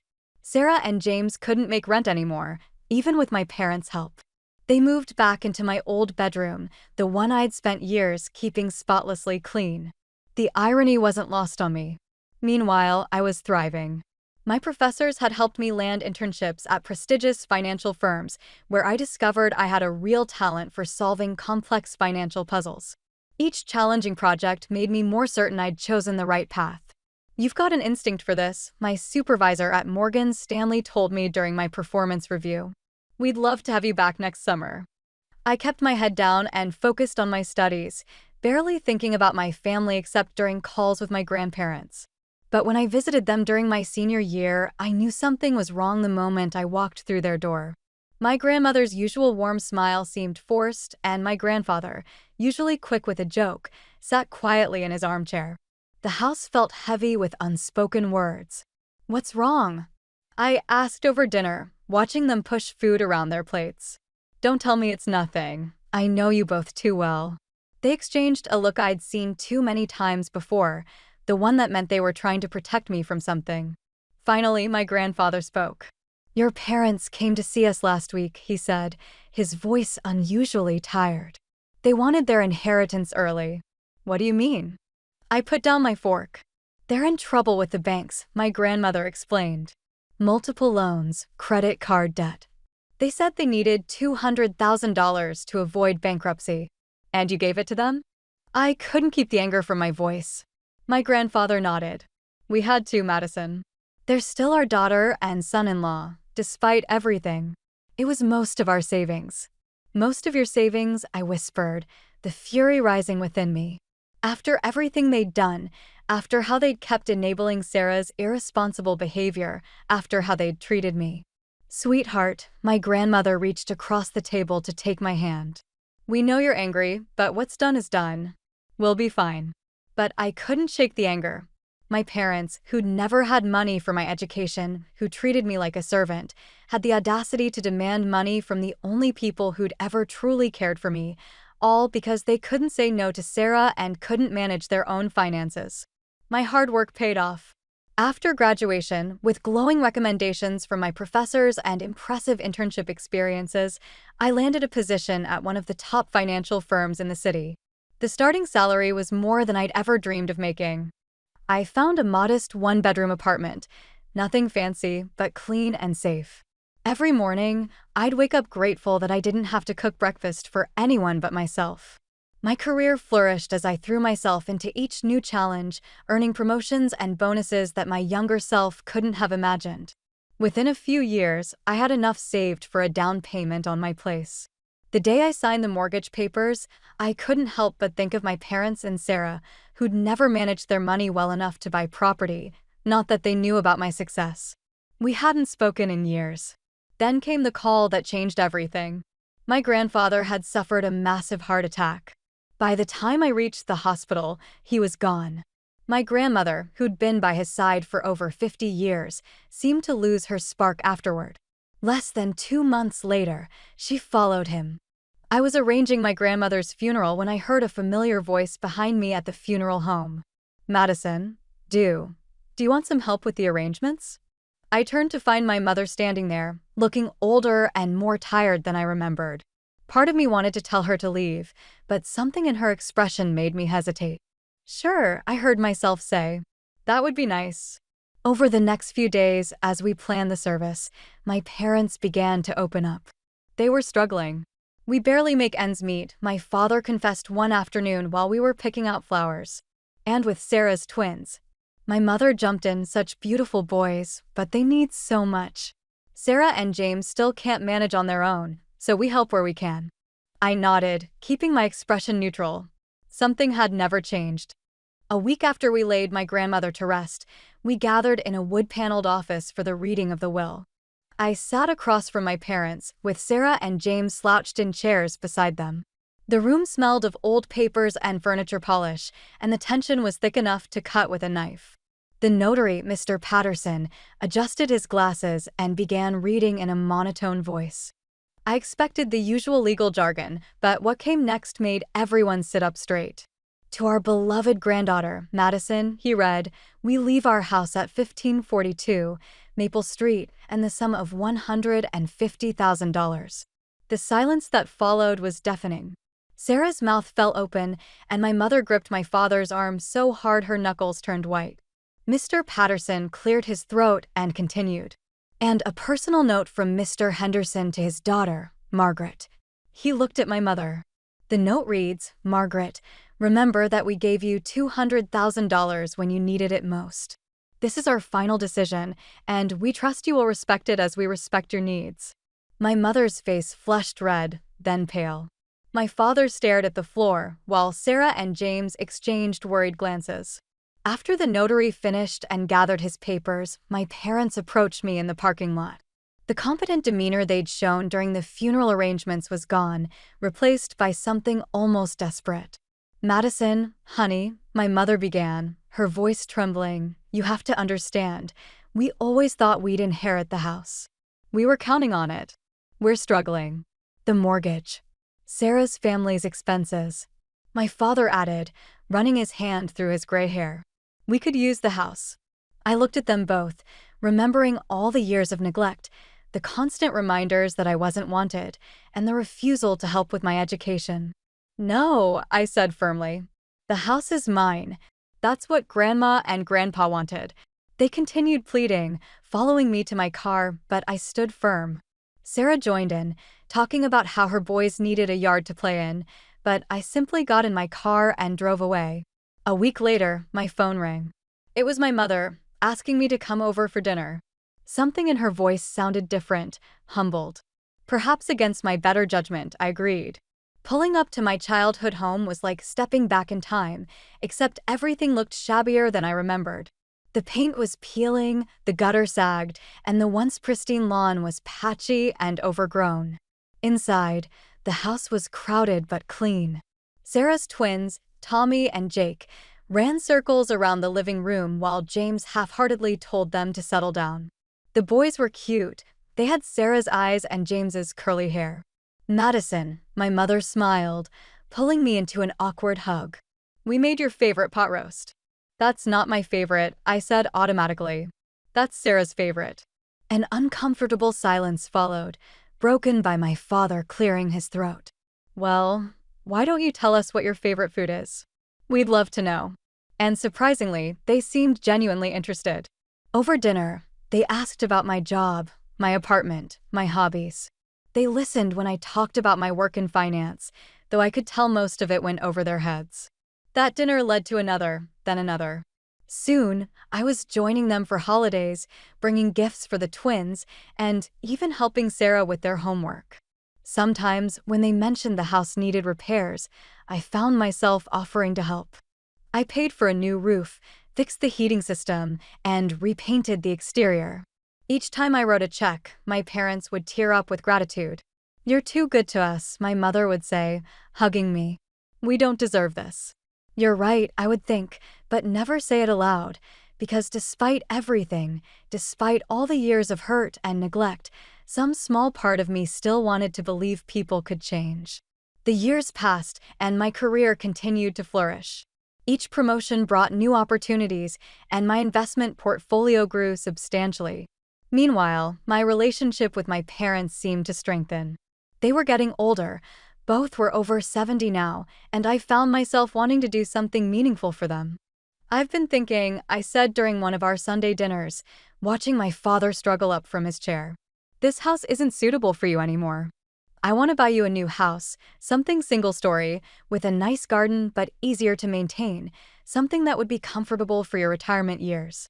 Their reaction surprised me, actual tears of joy. We spent the next few weeks house hunting together and finally found the perfect place, a beautiful ranch-style home in a quiet neighborhood with wide doorways and no stairs. After closing my checkbook, my parents couldn't stop talking about how excited they were. "We need to have a proper housewarming party," my father declared. "Let us arrange everything. It's the least we can do." That would be lovely, I agreed, planning to present them with the deed during the celebration. "Just let me know when." Weeks passed. I was busy with work, but I kept expecting an invitation. When nothing came, I started asking about the date. "Oh, we're still planning," my mother would say. "You know how these things take time. We want it to be perfect." My father would add, "We'll let you know soon." Something about their vague responses niggled at me. One evening, after another deflecting phone call from my mother, I found myself typing Sarah's name into Facebook. I hadn't looked at her profile in years. We weren't connected on any social media. There it was, posted just hours ago. "So excited for Mom and Dad's housewarming party this Saturday. The house is gorgeous. Can't wait to celebrate with everyone." The post had dozens of comments from relatives and friends, all confirming their attendance. Photos showed decorations being set up and caterers being booked. This wasn't a last-minute gathering. This had been planned for weeks. My hand shaking slightly, I called my mother. "Hi, Mom." I kept my voice casual. "Just checking in about the housewarming party. Have you set a date yet?" "Oh, honey, not yet," she replied smoothly. "Probably in a couple of weeks. We're still working out the details. We want everyone to be able to come. Everyone except me." That Saturday, I parked my car a block away from the house I'd bought. Music and laughter drifted through the evening air. Through the large front windows, I could see dozens of people milling about, relatives I recognized, friends of my parents, and Sarah's social circle. The front door was unlocked, of course, it was. They were expecting everyone except the person who owned the house. I slipped in quietly, following the sound of my father's voice to the living room. And after all these years of hard work, we finally did it, he was saying to a group of attentive listeners. Bought our dream home. Don't forget about Sarah, my mother added proudly. She helped so much with the down payment, such a wonderful daughter, always taking care of her parents. Someone commented, unlike some people. My mother said pointedly, our younger daughter hasn't helped us at all. Probably too busy with her career to care about family. I stood in the doorway, heat rising to my face as I watched this performance. Sarah beamed beside them, her 7-year-old twins running between the guests. In the house I bought. Actually, I said loudly, making everyone jump. I think you've got that backward. The color drained from my parents' faces. Guests turned to stare at me. Whispers rippled through the crowd. Madison, my father recovered first, his smile tight. What a surprise. I'm sure it is, I replied, stepping into the room. Especially since you forgot to invite me to the housewarming party for the house I bought. Dead silence fell over the room. Sarah's husband suddenly became very interested in his shoes. Well, my mother's voice had an edge to it. What's done is done. You bought it, yes, but it's ours now. You can't expect eternal gratitude. That's right, my father added, gaining confidence. And frankly, you're not welcome here. This is a family gathering, and Sarah and her family will be living here, too. My mother announced they've already sold their house. It's all arranged. I couldn't help but laugh, a cold, harsh sound that made several guests step back. Reaching into my bag, I pulled out a folder. You seem to be confused about something, I said, opening the folder to reveal the deed and ownership papers. This house belongs to me. I never signed it over to you. I was planning to give it to you tonight at what I thought would be a proper housewarming party. My mother's face went from pale to ashen. My father started to sputter. I turned to address the stunned guests. Now, I'd like everyone to leave. This is my house and the party's over. You can't do this. My mother's voice rose to a shriek. We're your parents. No, I said quietly. You're just the people who gave birth to me. My real parents, my grandparents, taught me that family means more than blood. They also taught me about finances, which is why I own this house and you don't. They left in tears, my parents, Sarah, James, the twins, and all their guests. I watched from the front porch as they drove away, one by one until the street was empty. After a few weeks, I learned they'd used the money from selling their own house to buy an apartment. Sarah, James, and the twins moved in with them. They tried calling me for weeks, but I blocked their numbers, their emails, and their social media accounts. I sold the house a month later and put the money in my account. Someday, I'll have my children, and I promise myself they'll never have to earn my love or compete for my attention.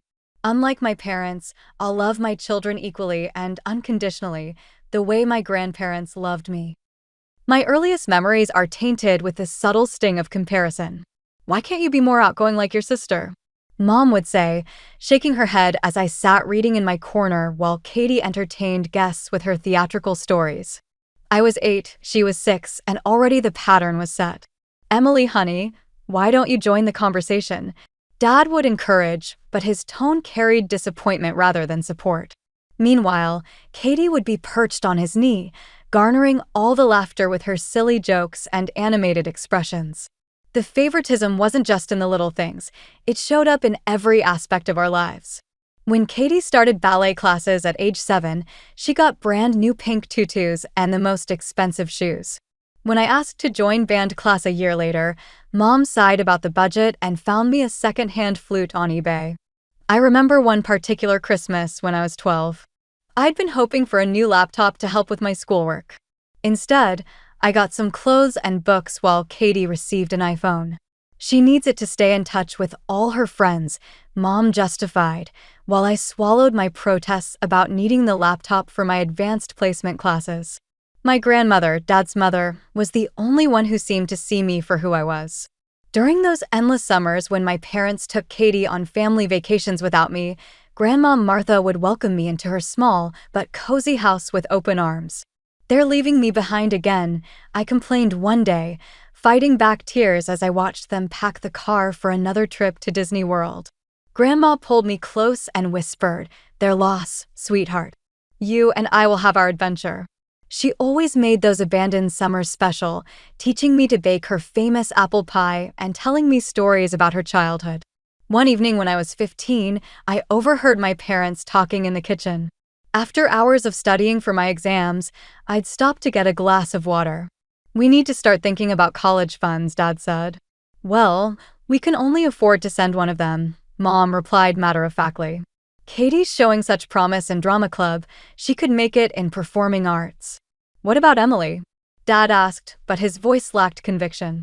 "Emily's smart, she'll figure something out. Maybe she can get scholarships." I stood there, glass forgotten in my hand, as their words sank in. That night marked a turning point for me. If they wouldn't invest in my future, I'd have to do it myself. From then on, I threw myself into every academic opportunity one could find: science fairs, debate clubs, and math competitions. I participated in them all while Katie was going on dates with boys from her middle school class. I was staying up late preparing presentations and polishing my college applications. "Emily, you're just jealous that your sister has a social life," Mom would say whenever I tried to point out that Katie's boy-crazy behavior seemed inappropriate for a 14-year-old. I'd retreat to my room, clutching my academic medals and certificates, reminding myself that someday all this work would pay off. Someday I'd build a life where I wouldn't have to compete for love or attention. I just had to survive high school first. All those late nights of studying and participating in every possible academic competition finally paid off. I graduated as valedictorian of my high school with a full scholarship to State University's School of Business Management. The day I got my acceptance letter, I ran to show my parents, but they were busy helping Katie prepare for her latest date. Moving to the dorms was like taking my first real breath of fresh air. My roommate, Sarah, became the sister I'd always wanted, someone who celebrated my achievements and supported my goals. The distance from my family felt liberating rather than lonely. The rare phone calls home always followed the same pattern. "Katie's dating the captain of the football team now," Mom would gush, not even asking about my classes. "She's so popular. Everyone just loves her. Are you dating anyone, Emily?" I'd mumble something about focusing on my studies and ending the call as quickly as possible. The truth was, I was thriving. My professors praised my work ethic, and I was making real friends who valued me for who I was. Then, in my third year, the bomb dropped during one of our infrequent family calls. Mom casually mentioned, "Oh, by the way, Katie got accepted to Prestige University. We're so proud. We found her the cutest apartment near campus. You should see the view. Your father and I are handling all the expenses, of course. We want her to focus on her studies without worrying about money." I sat there in my cramped dorm room, phone pressed to my ear, fighting back tears of anger and hurt. The same parents who couldn't afford to help me with college were now fully funding Katie's education at one of the most expensive universities in the country. But I channeled that anger into determination. I graduated with honors and landed a job at Mitchell & Associates, one of the top consulting firms in the city. 2 years of working my ass off earned me a promotion to senior consultant. The night of the announcement, my colleagues insisted on taking me out to celebrate at the Blue Room, a trendy bar downtown. That's where I met James. He was charming, successful, and interested in hearing about my career. We exchanged numbers, and soon we were dating. For 2 years, everything felt perfect. James made me feel valued and loved, something I never really experienced with my family. Then came the wedding invitation from Katie. She was marrying Richard Thompson, some hotshot real estate developer she'd met at college. I almost didn't go, but James convinced me it would look worse if I didn't attend. The wedding was exactly what you'd expect, over the top and excessive. Katie practically floated around in her designer gown, making sure everyone knew she was becoming Mrs. Thompson before her big sister had even gotten engaged. I always knew I'd be first down the aisle. She smirked when we had our obligatory sister moment at the reception. I mean, you were always so focused on your career and everything, but don't worry, Em. Maybe someday you'll find someone too. I plastered on my best fake smile and sipped my champagne, reminding myself that her approval didn't matter anymore. I had a good job, a loving boyfriend, and a life I'd built entirely on my terms. A year after Katie's wedding, James and I were living together in a cozy apartment downtown. One night, after making dinner together, he got down on one knee in our tiny kitchen and took out a ring. My heart soared. I said yes and practically jumped into his arms. The ring wasn't as flashy as Katie's massive diamond, but it was perfect for me, elegant and understated.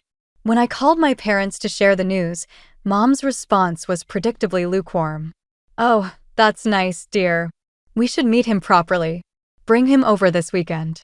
The meeting was exactly as uncomfortable as I'd expected. Katie showed up uninvited, of course, wearing a designer outfit that probably cost more than our monthly rent. "So, you finally found someone willing to marry you," she said with that familiar condescending smile. "I was starting to worry you'd end up alone with your spreadsheets and PowerPoint presentations." James squeezed my hand under the table, helping me keep my cool.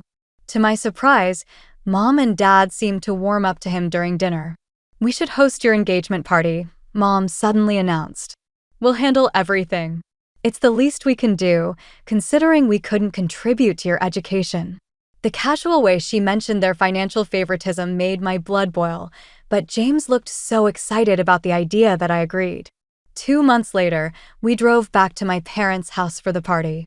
They had done a nice job with the decorations, and seeing all our relatives gathered to celebrate us made me think that maybe, just maybe, things were changing.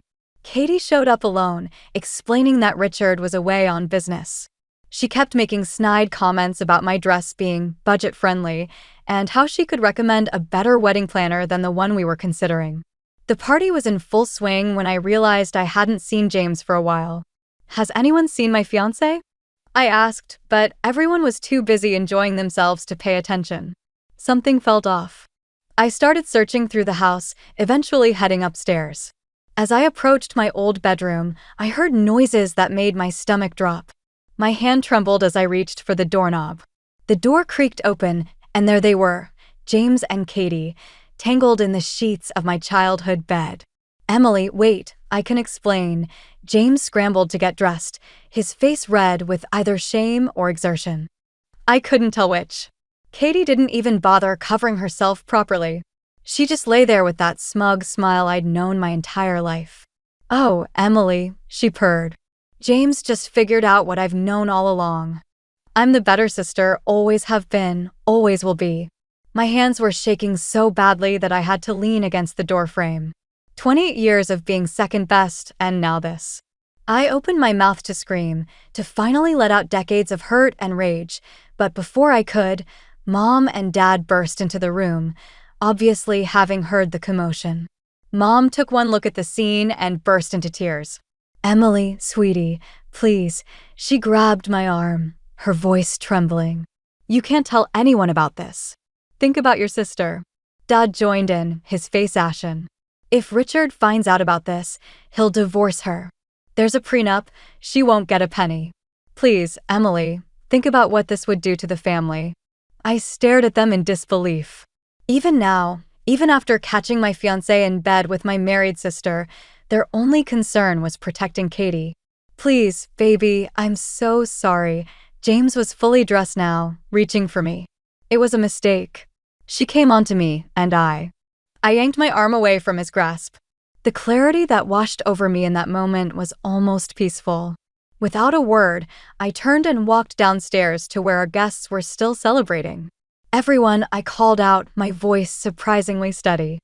"I have an announcement to make. There will not be a wedding.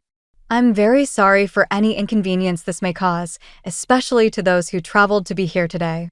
Please enjoy the food and drinks, but I need to leave now." Ignoring the gasps and whispers, I grabbed my purse and car keys. I could hear James calling after me and could see my mother's mascara-streaked face pleading with me, but I didn't stop. The drive home was a blur. As soon as I got to our apartment, I went into autopilot mode. I pulled out every cardboard box we had stored in the closet and methodically packed up James's belongings.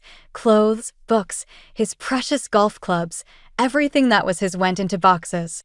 I drove to the nearest storage facility, rented a unit, and dropped off all his things. Then I sent him one final text with the unit number and access code before blocking his number, his email, and all his social media accounts. My phone kept buzzing with messages from my parents, warnings about family loyalty, pleas to keep quiet about what happened, and guilt trips about how this would destroy Katie's marriage. I blocked their numbers too. As I sat alone in my half-empty apartment that night, I realized something. This wasn't just about James's betrayal. This was the culmination of a lifetime of my family choosing Katie over me. They'd chosen her happiness over mine one too many times, and I was finally done. I poured myself a glass of wine and deleted Katie's contact information next, then my parents. For the first time in my life, I felt truly free. Life has a funny way of surprising you when you least expect it. 3 years after the engagement disaster, I was grabbing coffee at a local market when I bumped into Michael. My coffee splashed all over his white shirt, and instead of getting angry, he laughed and asked if I'd let him buy me another one. I hesitated. After James, I'd sworn off dating, throwing myself into my work instead. But there was something different about Michael. Maybe it was his genuine smile or the way he didn't try too hard to impress me. "I promise I'm not a serial killer," he joked, noticing my reluctance. "Just a clumsy architect who'd like to replace your coffee and maybe get your number." "Just coffee," I said firmly. But somehow, that coffee turned into dinner, and dinner turned into more dates. Michael never pushed. He understood my trust issues. When I finally told him about James and Katie, he let our relationship develop at my pace. No grand gestures, no rushing, just care and respect. 2 years later, he proposed during a quiet evening at home. No fancy restaurant, no audience, just us, some takeout Chinese, and a simple but beautiful ring. I said yes without hesitation. When his parents, Tom and Linda, insisted on throwing us a big wedding, my first instinct was to refuse. But they were so genuinely excited about welcoming me to their family, and Linda even took me shopping for a wedding dress, insisting on paying for it herself. I invited Grandma Martha first. She'd been my rock through everything, then my aunts, uncles, and cousins who had always treated me with genuine affection. But the question of my parents loomed large. After weeks of internal debate, I finally picked up the phone. "Mom, it's Emily." "Emily?" She sounded shocked but happy. "We've heard about your engagement from Aunt Sarah. We were hoping.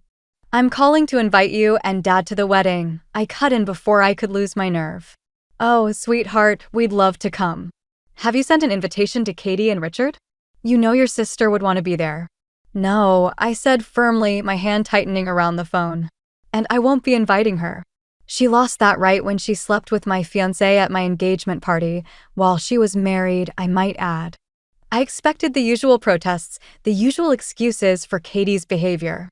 Instead, there was just silence on the other end of the line. "The wedding is next month," I said, keeping my voice steady. "I'll email you the details." My wedding day started perfectly. The venue looked beautiful. Michael's family had handled every detail with love and care, and I felt like a princess in my dress.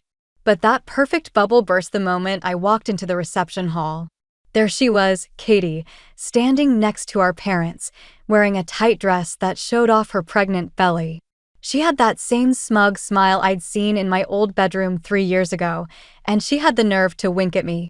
Her husband, Richard, standing next to her. I marched straight to my parents, my hands shaking with rage. "What is she doing here?" I hissed. I specifically said she wasn't invited. "Now, Emily," Mom said in that patronizing tone I knew so well. "You're being ridiculous. Katie is your sister, of course. She needs to be at your wedding.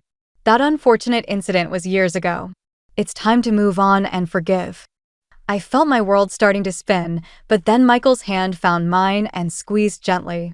His touch anchored me, reminding me that this was our day, and I wouldn't let them ruin it. I took a deep breath and walked away, focusing on the fact that I was marrying the most wonderful man I'd ever met. The ceremony went smoothly, and soon we were at the reception. Everything was fine until the toasts began.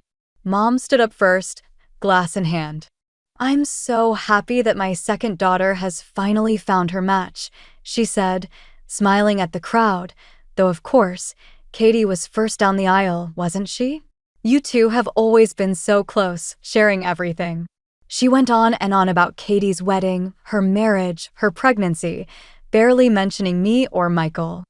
I gripped my champagne glass so hard I thought it might shatter. Michael's mom, Linda, reached over and patted my knee sympathetically, but the worst was yet to come. Katie stood up next, smoothing her dress over her pregnant belly. As a maid of honor at my wedding, she started completely ignoring the fact that I barely attended her wedding, let alone been a part of it. Emily has always looked up to me, and I've always looked out for her. A few years ago, I saved her from making a huge mistake. She paused for dramatic effect, shooting me a knowing look. She owes me for that. Everything I've done has been for her good. The sheer audacity of her words, twisting her betrayal into some sort of sisterly favor, made my blood boil. She was standing there at my wedding, which she wasn't even invited to, bragging about sleeping with my ex-fiancé. I couldn't take it anymore. My hands were trembling, but my resolve was firm as I stood up, my champagne glass still in hand. "You know what? Let me tell you all a story," I said, my voice clear and strong despite my racing heart. Yes, I love Michael with all my heart. He's the best thing that's ever happened to me. He showed me what real love and support look like.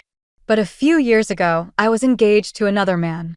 We had our engagement party at my parents' house, just like Katie mentioned. The party she so conveniently left out the details about. The room fell silent. Katie's smug smile began to fade, replaced by a look of uncertainty I'd never seen on her face before. During that party, I continued, my dear sister, who was married at the time, I might add, decided to seduce my fiancé while her husband was away on business. I found her in bed with the man I was supposed to marry, in my childhood bedroom, no less. The same bedroom where I spent countless nights studying to earn my way through college while our parents paid for her apartment at that prestigious university. Gasps echoed through the reception hall. The sound of silverware clattering against plates punctuated the shocked silence. Richard, Katie's husband, stood up slowly, his face ashen, his knuckles white as he gripped the edge of the table. "Is this true?" Katie's perfectly crafted composure finally cracked. Her mascara began to run as tears welled up in her eyes. "Yes, but Richard, I can explain. It wasn't like that."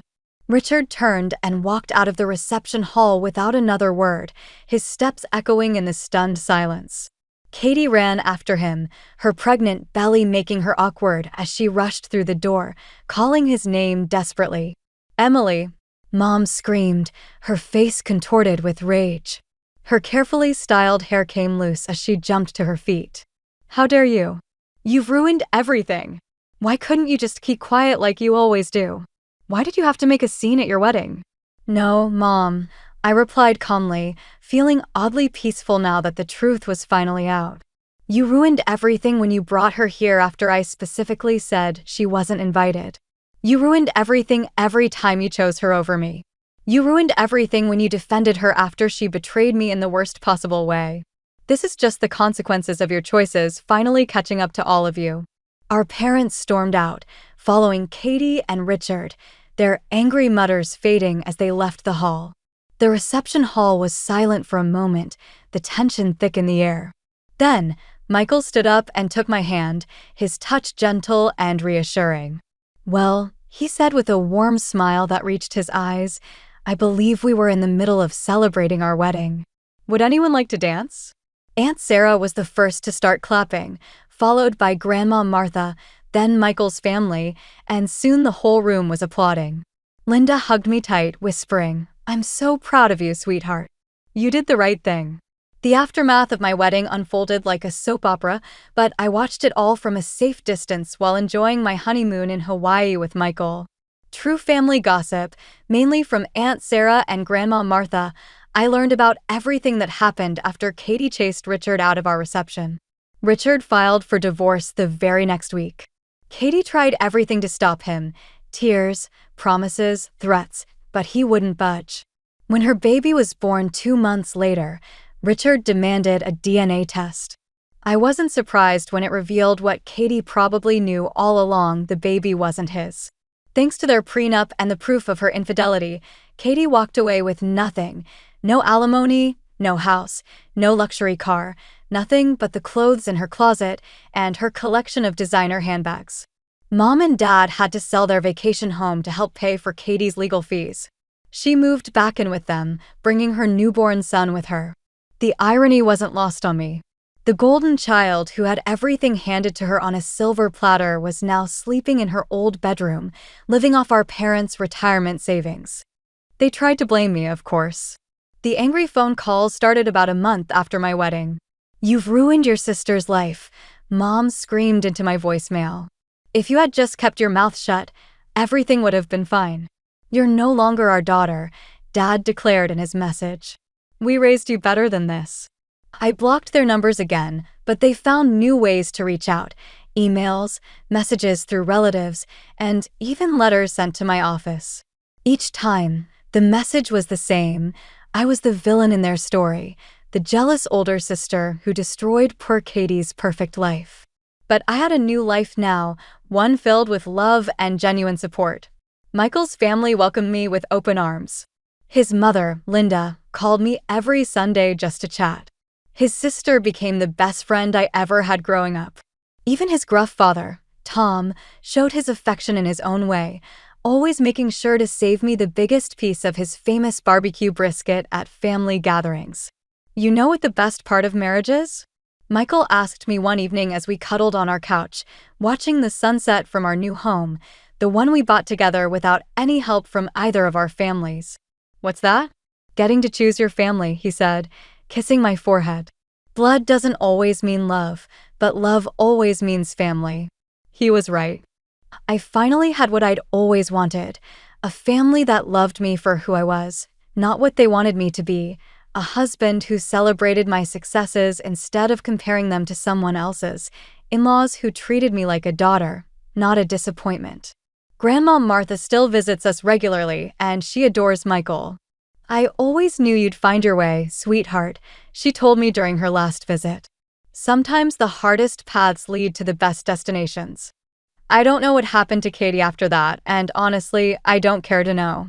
I heard through the grapevine that she's still living with our parents, trying to rebuild her life. Sometimes I wonder if they finally see her for who she really is, or if they're still making excuses for her behavior. But those thoughts don't keep me up at night anymore. I have my own family now, one built on trust, respect, and genuine love. Michael and I are expecting our first child, and I know this baby will grow up in a home where they're valued for exactly who they are, not compared to anyone else. Sometimes the best revenge isn't getting even, it's living well. And that's exactly what I'm doing.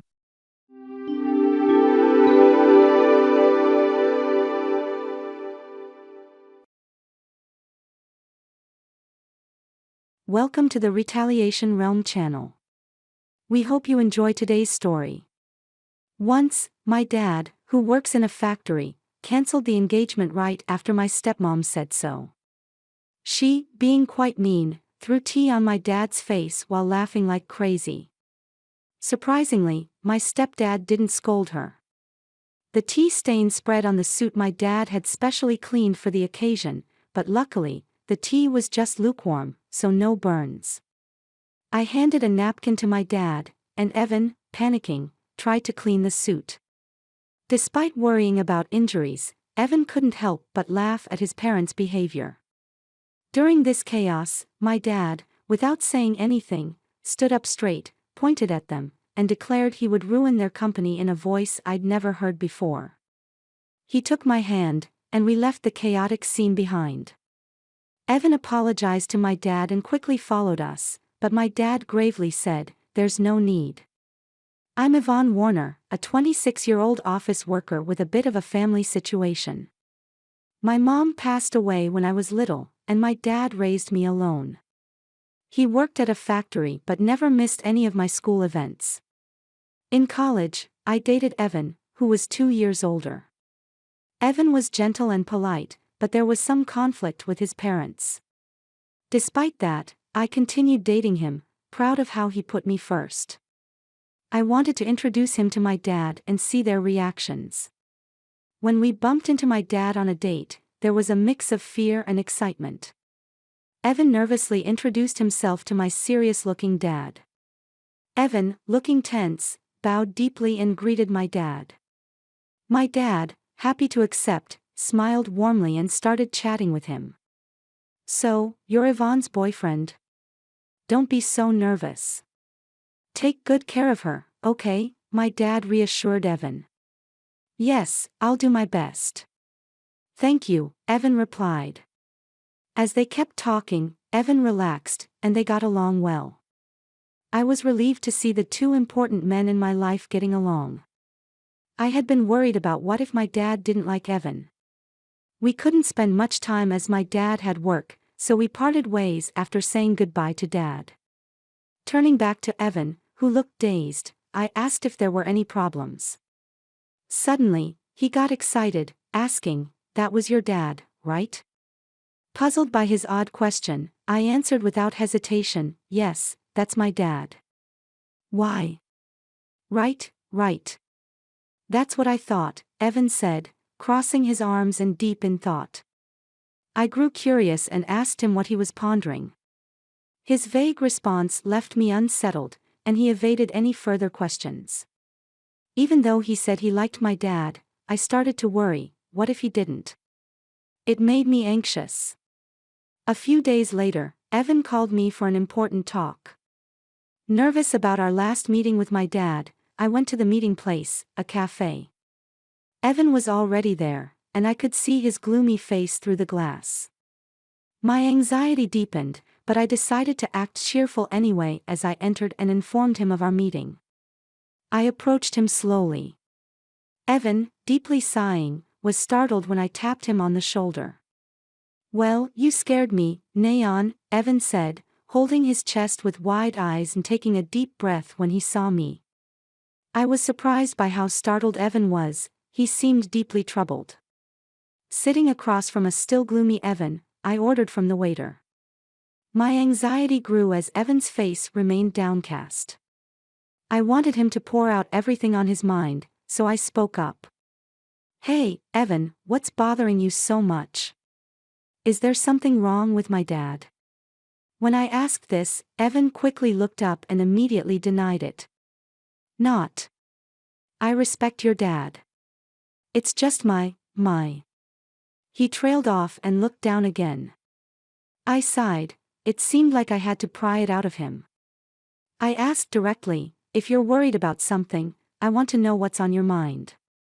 Evan took a deep breath as if making up his mind and started to talk.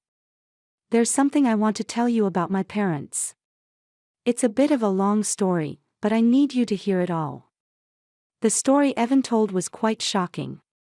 According to him, his parents lacked class and only judged people by their educational background and jobs. They had been horrible to him, constantly interfering in his life. When he introduced a girlfriend, they would criticize her on the spot and send her away. The girls would end up breaking up with him in tears. That's why Evan wanted to marry me but was worried because of his parents. I told him, "There's no need to worry. We don't have to involve your parents in our marriage. Just bear with them during the wedding formalities. My dad seemed to like you, so what's the problem?" "I don't mind about that, it's okay. My dad liked you, so don't worry. That makes me happy. When I first met your dad, I was surprised at how different he is from my parents. I thought that if I married Yvonne, I'd become the son of such a great man. But getting married means my parents become your parents too, and I couldn't decide." Evan brightened up when I said my dad liked him but soon sighed deeply. However, Evan seemed to have an idea and looked up, apologizing. "When we go to meet my parents for our marriage, can we have your dad come too? I want them to see there are such respectable people around. It might not change them right away, but I hope it does." "Okay, I'll talk to my dad about it. But I wish you had talked to me about this in a different way," I said. Oh, sorry. I'll do it properly from now on, Evan suddenly realized, hurriedly and properly proposing marriage to me. After receiving Evan's proposal, I quickly decided to talk to my father about it. Initially hesitant, my father agreed when Evan came to formally ask for my hand in marriage. Then Evan and I set a date to meet his parents. On the day of the visit, all dressed up, we stood at the front door of Evan's family home, meeting Evan's parents for the first time. After hearing such stories, I was understandably nervous. My father, trying to lighten the mood, laughed and encouraged us. No need to be so tense. Evan's parents are just a bit overly concerned. Be confident, my dad said, patting me on the back. Feeling reassured by my dad's encouragement, my nerves eased slightly. As it was time, Evan rang the doorbell, but there was no sound. We even wondered if they were not home. In a slight panic, Evan rang again, but still, there was no response. Not wanting to make a bad impression in front of my father, Evan excused himself and went inside. For a moment, my father and I exchanged glances and waited silently for Evan.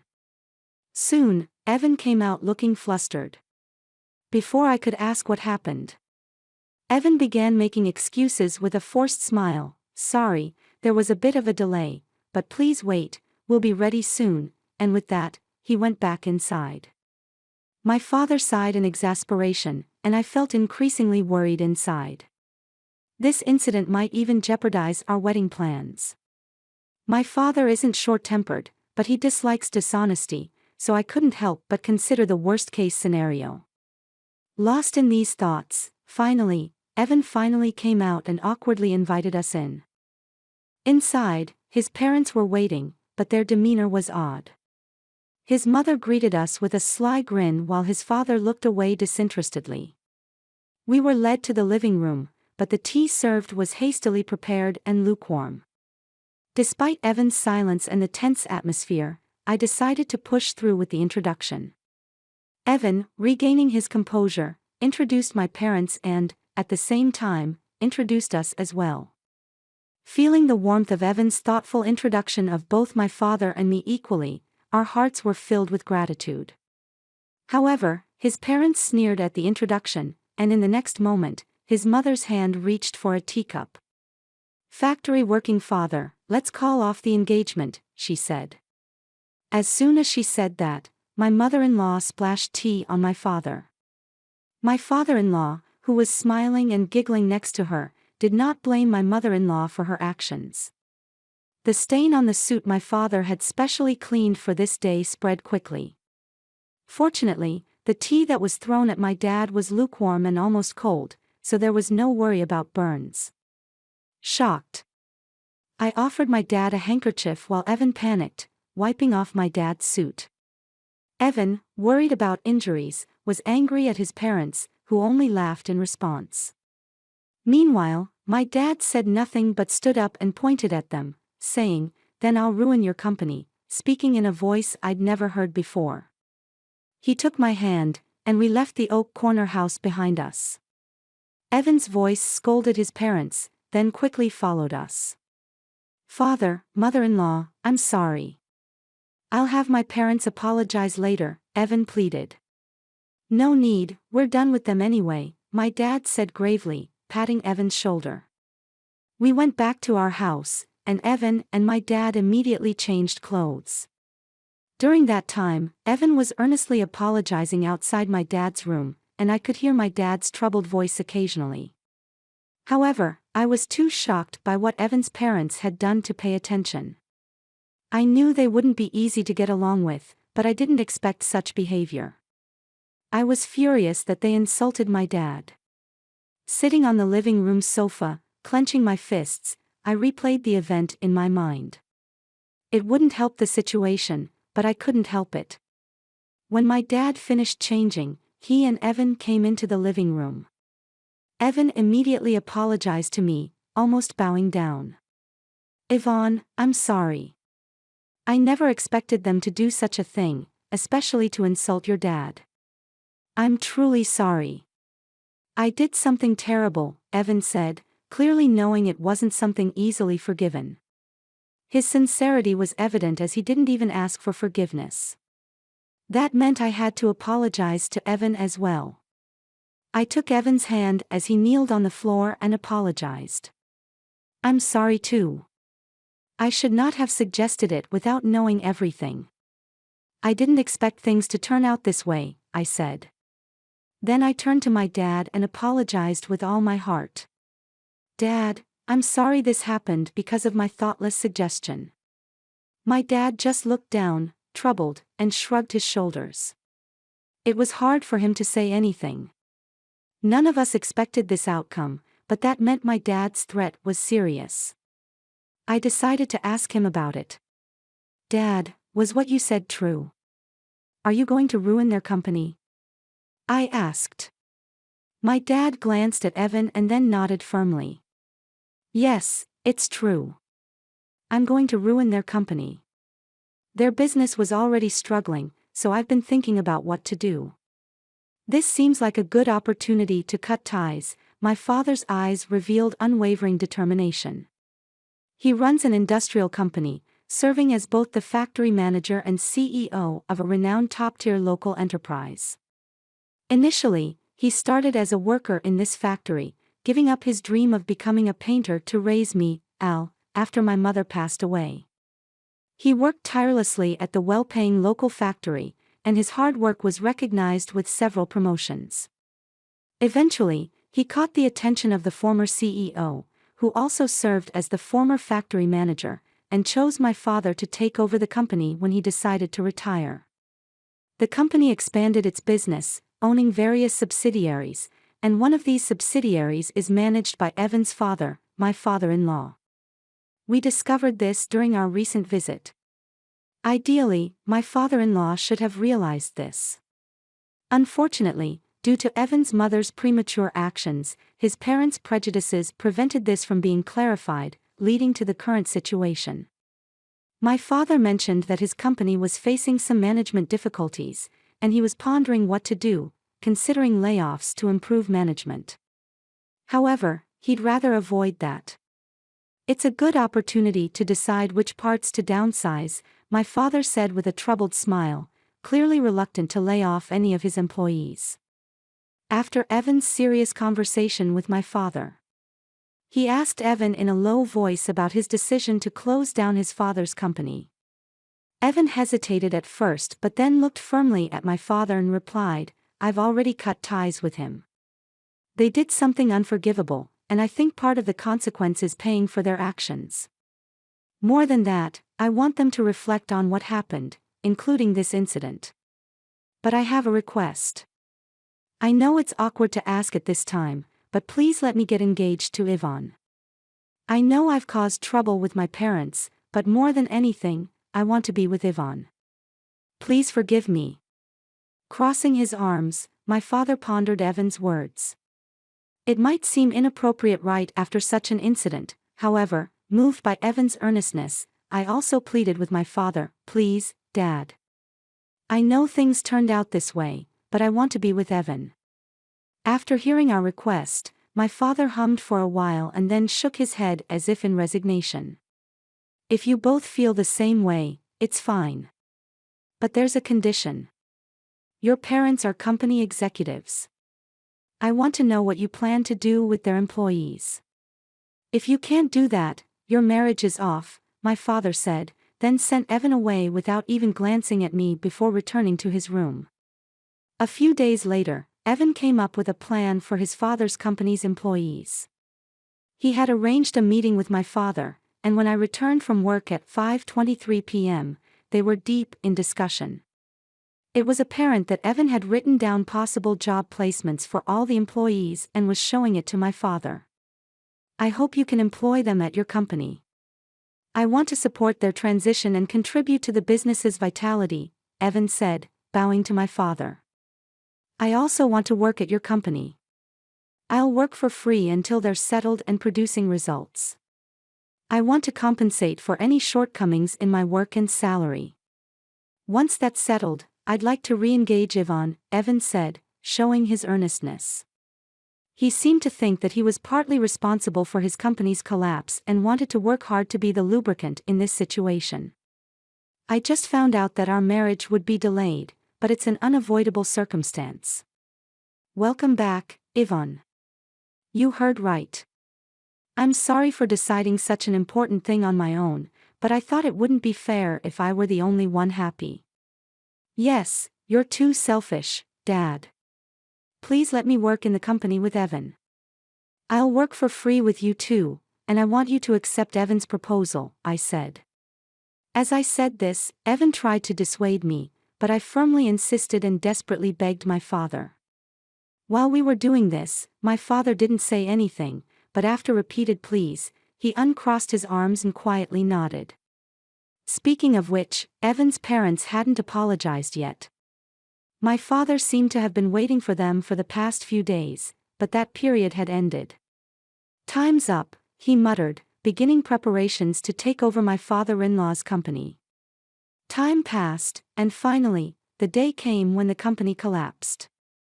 Evan's parents contacted us in protest, summoning the three of us to their home. When we arrived, the place was crowded with people protesting the company's closure. They were all former employees, angry and shouting. It seemed Evan's father hadn't explained anything to the employees.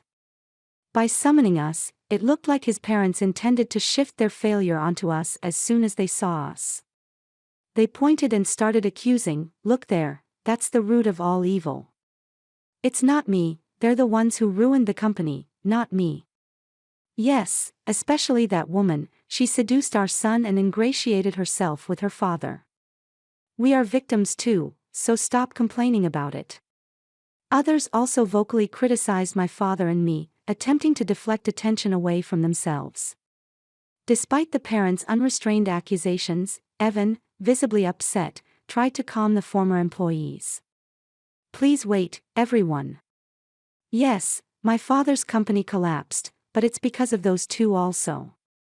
I want to help all of you who suffered unfairly with job placements. Please listen to me."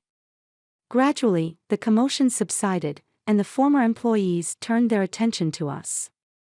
Evan then called out each person's name, announcing their new job placements.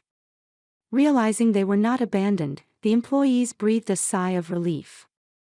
After announcing every employee's placement, his parents started causing a scene. "Hey, Evan. What about us? Why are you ignoring us? Yes, Evan, didn't we tell you we're victims too? Tell us about our job placements. If you do, we might even forgive that man and allow your marriage to that woman," they exclaimed. Ignoring his parents' outbursts, Evan began explaining how the company went bankrupt, revealing everything despite it being an embarrassing story caused by his parents. Evan apologized for the inconvenience caused to all of them and assured them that, thanks to a kind-hearted CEO, their jobs were secure. "Please calm your anger and let's start working again from scratch," Evan addressed the employees. Turning to my father and deeply bowing, Evan said, "I apologize for the inconvenience caused. Thank you for listening to my selfish request. I will work with all my heart and soul." The former employees, seeing Evan's sincerity, also bowed to my father.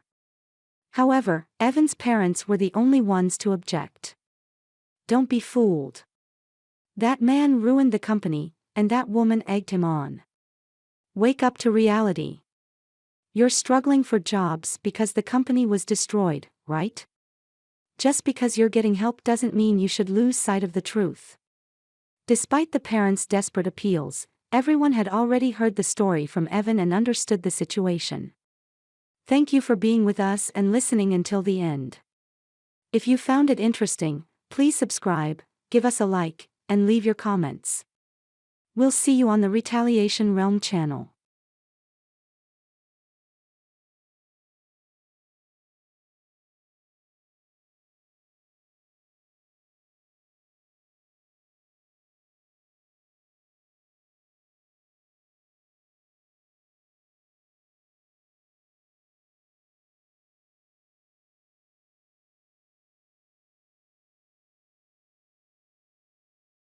My daughter is joining the company, so I need you to resign. Today is your last day." On the morning of the 20th, the president suddenly told me I was fired. I was shocked and didn't know what to say. The 20th was the day we paid our suppliers. Some payments were made through bank transfers for longtime suppliers, but I also made direct payments and visited them as a courtesy. "You look like you can go home right away. I'll give you the day off, just for you, so leave quickly," the president said. He pushed me out of the office, and the door shut with a snap right in front of my face. I didn't even know where to start to argue. "My name is Emily. I joined this family-owned paving company right after high school and worked as a clerical worker for 10 years. Well, until just now. The company had about 20 employees, and when the current chairman was the president, the workplace atmosphere was great. It was an easy place to work. The chairman, now retired, used to work closely with the younger employees, and his wife, Catherine, would come in every day to help with various tasks until he was hospitalized. Their daughter Kelly was skilled in both field and office work. Her husband was the site manager and was trusted by the on-site employees. Even though they were the founding family, they never acted superior or looked down on the employees. It would have been wonderful if this enjoyable and smooth-running company life had continued, but unfortunately, reality wasn't so kind. At the end of last year, the chairman was diagnosed with cancer during the company's group medical examination. He decided to retire as president and appointed Kelly's husband, the site manager, as the next president. Both the employees and I unanimously agreed. We all thought the chairman should focus on his treatment and wished for his long life. However, suddenly, the chairman's eldest son, Tom, appeared with his family. I didn't know where he heard the news from. It turns out the chairman had another child besides Kelly. Tom had been disowned about 30 years ago, and I didn't know about it at all. According to the senior employees, Tom was a troublemaker in his youth and often had run-ins with the police. Whenever he caused problems, the chairman and Catherine would go and apologize. After dropping out of high school, he got involved in multi-level marketing and fraudulent activities, which finally led the chairman to disown him. Despite being out of touch for a long time, Tom suddenly appeared one day, pleading with his father, "Dad, I've realized my mistakes. Please forgive me." I was shocked to witness this in our small company, where the president's office and clerical room were one and the same. Tom expressed a desire to reconcile and work in the company, but his past made it hard to believe his sincerity after being disowned. "I apologize to everyone, but I ask you to give Tom another chance," the chairman said, pleading with everyone present. Kelly and the senior employees knew about Tom's troubled history and couldn't fully celebrate, but they couldn't refuse the chairman's heartfelt request either. So Tom and his family moved into the annex of the chairman's house, with Tom becoming an employee and his wife taking on household duties. I saw their daughter only once when she visited the company. She seemed to be a college student. The chairman believed Tom had changed for the better after facing hardships in life. Catherine was overjoyed that Tom had returned with his family, talking about rebuilding the company together. However, soon after, a problem emerged. Tom insisted on something. "I'm the eldest son, so I should be the next president," declared Tom, straining his relationship with Kelly and the site manager. Despite pretending to work diligently in front of the chairman, Tom actually did very little. He frequently made demeaning remarks like, "Physical labor is for the workers, and you're all just worker ants, work silently." Naturally, his behavior quickly made him unpopular with everyone. Some of the younger employees even went directly to the chairman, saying, "I can't work under these conditions." However, both the chairman and Catherine pleaded with everyone, saying, "We will talk to Tom about this. Please try to see the bigger picture." Then, due to stress or other reasons, the chairman's cancer suddenly worsened and he was hospitalized 3 months ago. Tom declared, "I am the president." Despite employees advising the chairman and Catherine to stick with their original plan of appointing the site manager as president, they ultimately chose Tom, their biological son, over their daughter's husband. This decision sparked grumbling among some employees, who felt the chairman and Catherine were biased by parental love or losing their sharpness with age. The once harmonious company atmosphere turned tense and uncomfortable. As tensions grew, Kelly and the site manager began working behind the scenes to manage the company. This left me alone handling all administrative tasks, whereas before Catherine, Kelly, and I shared the workload. Now, I regularly work overtime, sometimes leaving so late that the date changes before I head home. Meanwhile, Tom seemed to view administrative duties as effortless, spending his days at hostess bars, betting on horses, or gambling. My relationship with the president took a serious downturn over an expense issue. He had been using the company's credit card for personal dining and entertainment expenses, and I had been overlooking it to some extent. However, this time, the expense crossed a line. With apprehension, I handed the receipt back to him. "I can't approve this expense," I told him. "What? Why not?" he demanded. "This is for your wife's corrective underwear. It's not related to business, so it can't be expensed." As expected, the president's face flushed with anger. "Don't challenge me. She's the president's wife. It's natural for her to dress well. This is a valid expense." "No, that's not how it works. Your wife's underwear can't be considered a business expense." I stammered, struggling to comprehend how the president could justify a $4,000 expense for his wife's corrective underwear. His next suggestion left me even more bewildered. "Then let's turn selling corrective underwear into our new business venture. We'll categorize it as inventory so it counts as an expense." The president seemed pleased with his idea, but I was at a loss for words. "We're a paving company," I managed to say. "So what? We can threaten clients that if they don't buy from us, we'll cancel their contracts. Everyone will buy. It's easy money, $2,000 for one, $4,000 for a set." The president chuckled loudly, but I felt horrified. "That's absolutely unacceptable. It will damage our credibility." I snapped at him in anger. From that moment on, I became the target of the president's disdain. Day after day, I endured constant berating from him. The situation became so difficult that I considered quitting many times. However, I continued to endure and work, driven by my loyalty to the chairman who had always supported me and my concern for the team who would struggle if I left. The truth was, I couldn't afford to lose my job suddenly either. I decided to tough it out until the right moment to move on. But then, unexpectedly, I was fired. If I quit abruptly now, it will cause problems for our clients, I thought to myself. Taking a deep breath, I gathered my courage and confronted the president. "I can't do this. I can't just leave without proper notice and handover. Even your daughter wouldn't be able to handle the workload.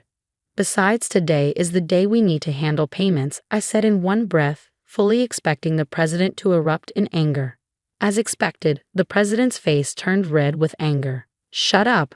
I told you to resign because my daughter is joining the company. Today is your last day. As for the payment, let them wait until they come to collect it. There's no need to pay them up front." "Excuse me, isn't it normal to pay for something once you buy it?" I was shocked and explained it patiently, as if talking to a child. But the president responded with something so unreasonable that I couldn't believe he was being rational. "If that's the case, just threaten to switch suppliers. Tell them we won't make the payment this time, so they should give it to us for free." "What? That's not something we can do, is it?" I was so stunned that I couldn't find the right words to respond. "You're completely useless. My daughter has a college degree. She can handle office work easily. As family, she won't question my expenses like you do. You're all talk and no action. We don't need someone like you in our company. Leave now," the president sneered.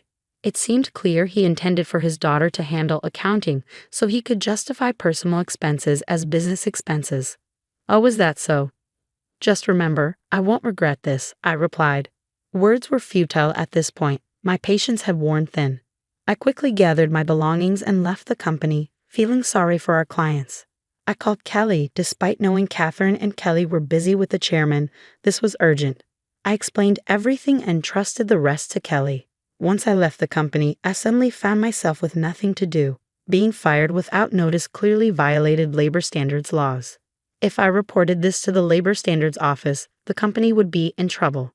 Since our company was part of the middle company payment system, I could claim my severance pay and 1 month's salary. This system supports small and medium-sized enterprises that can't afford severance pay on their own.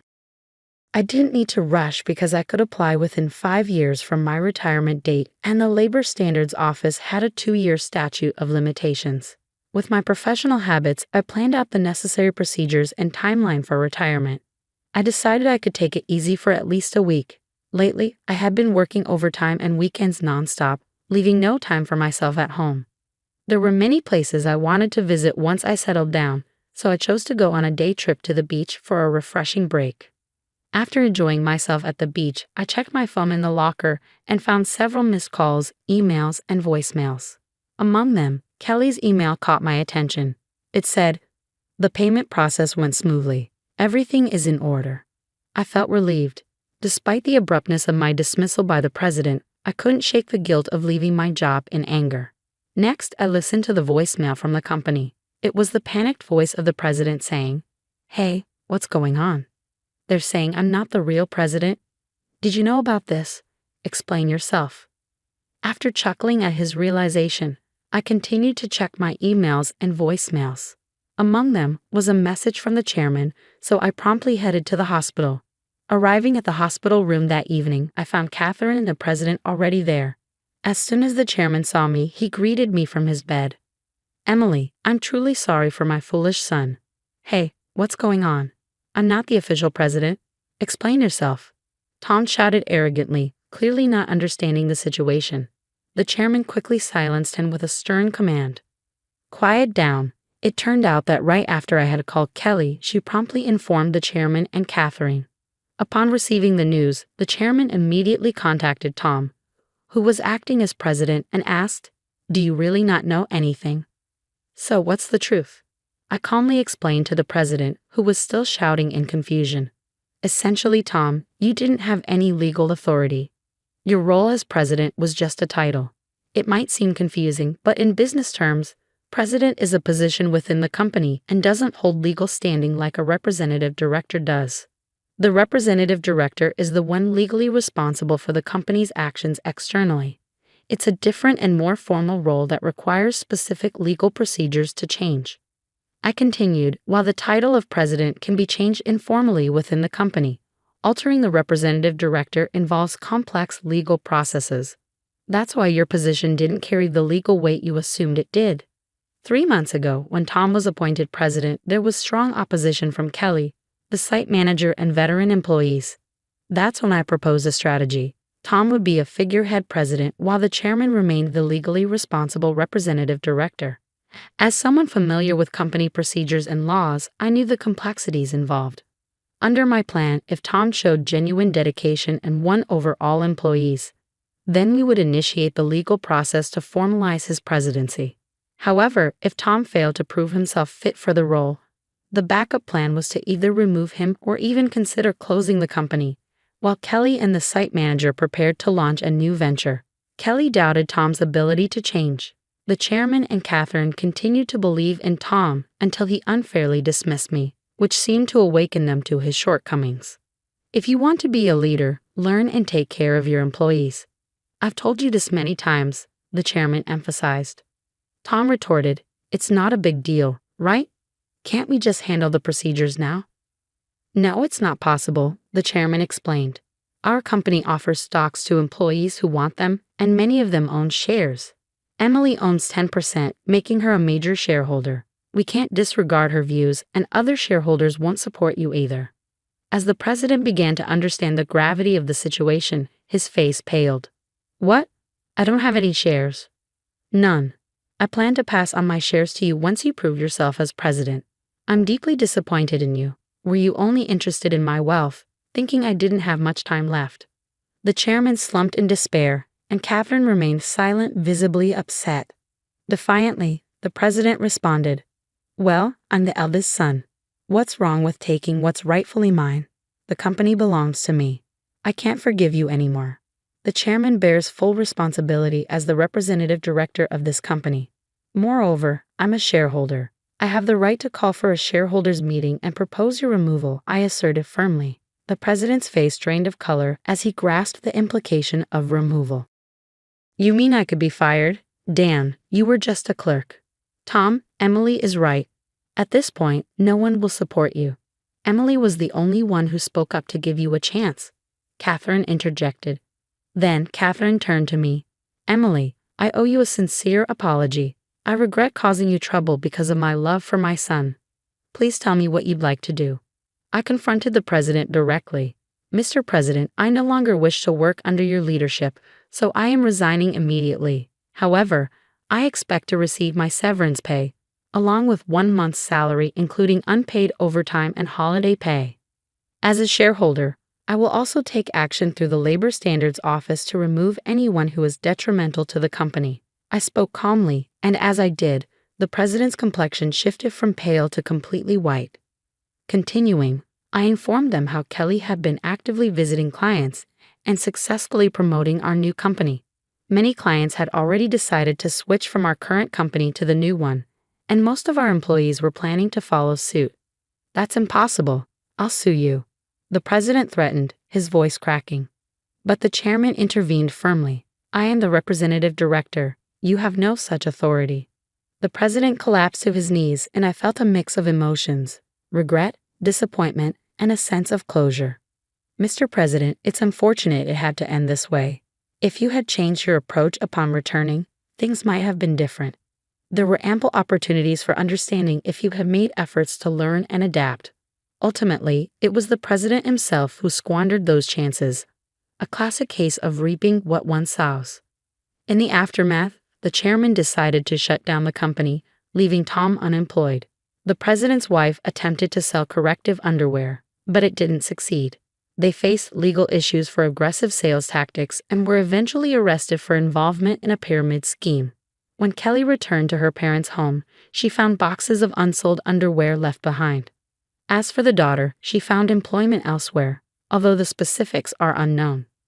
I now work happily at Kelly's and the site manager's new company. I cherish my relationships with others and strive to live authentically each day.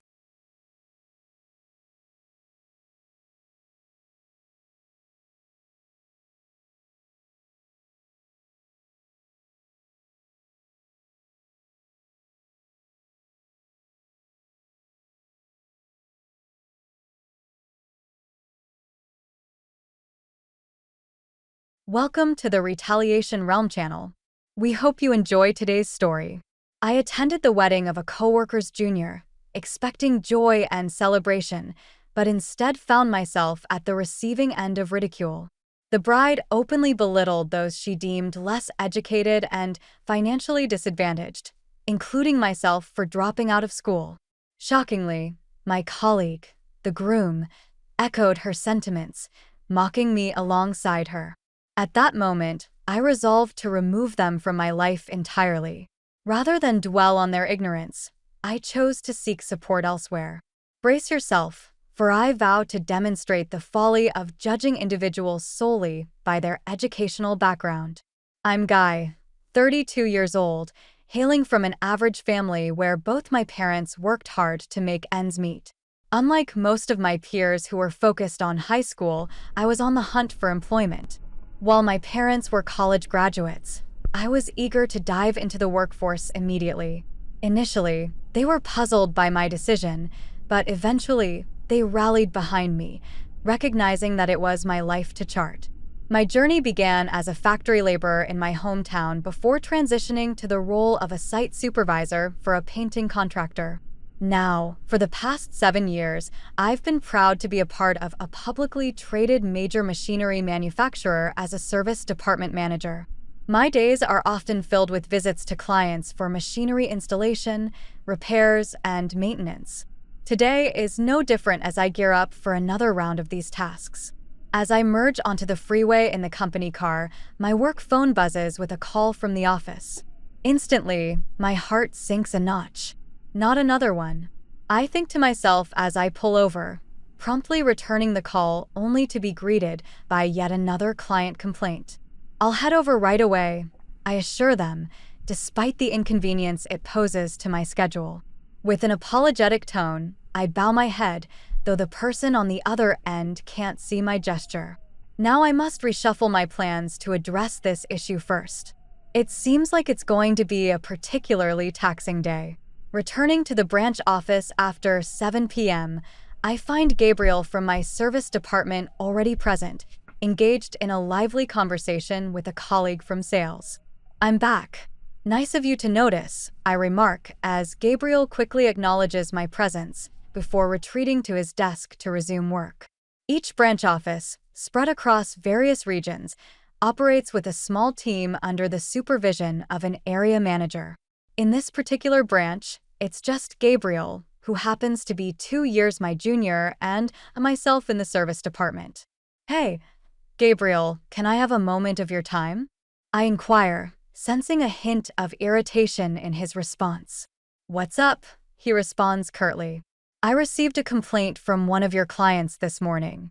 Normally, I would handle it myself, but we're both scheduled to visit them tomorrow to offer our apologies. Why was the issue left unresolved for 2 days?" "Both days were booked for me," I explain. "The CEO over there is always micromanaging. Maybe they should reconsider how they treat their employees," Gabriel retorts, sticking to his pattern of offering excuses and pointing fingers at the client. Feeling compelled to address the situation, I inform Gabriel I'll be reporting this to the area manager. I had to intervene to resolve a client issue, and it needs to be documented. Unfazed by the consequences, Gabriel scoffs. "So you're cinching on me again, just because you're envious of my education. You tend to exaggerate things in your reports." His lack of remorse is evident as he attempts to deflect blame onto me, insinuating that my college dropout status fuels my supposed jealousy. It's disheartening to witness this transformation in Gabriel, who used to be a respectful, humble colleague. However, ever since learning about my academic background, his demeanor has shifted drastically. While I wouldn't mind if he simply fulfilled his job duties, the influx of complaints from his clients has become a persistent headache. The following day, we both make our way to the client to extend our apologies. Upon our arrival, we're met with a barrage of confrontational words from the president of the client company. While his aggression is typical in industrial settings, I'm accustomed to handling such situations.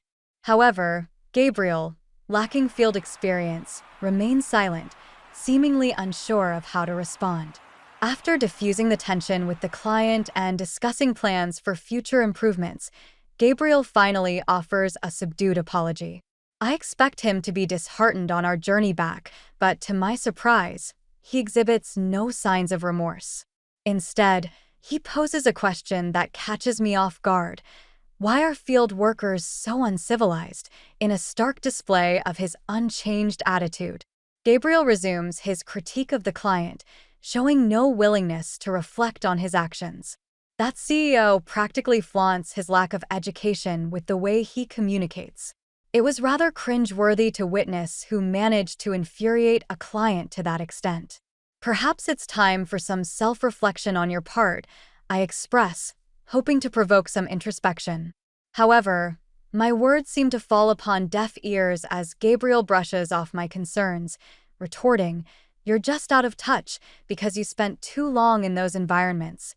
Even in the face of his dismissive attitude, I persist. "Even so, if you're going to pursue a career in this field, you need to learn to navigate such situations," I emphasize. With a mocking laugh, Gabriel responds, "What are you on about? I only took this job to acquire some mechanical knowledge. I have no intentions of sticking around." Typically, individuals like Gabriel would spend 2 years in service before transitioning to sales. However, Gabriel has surpassed this time frame, clocking in 3 years in the service department.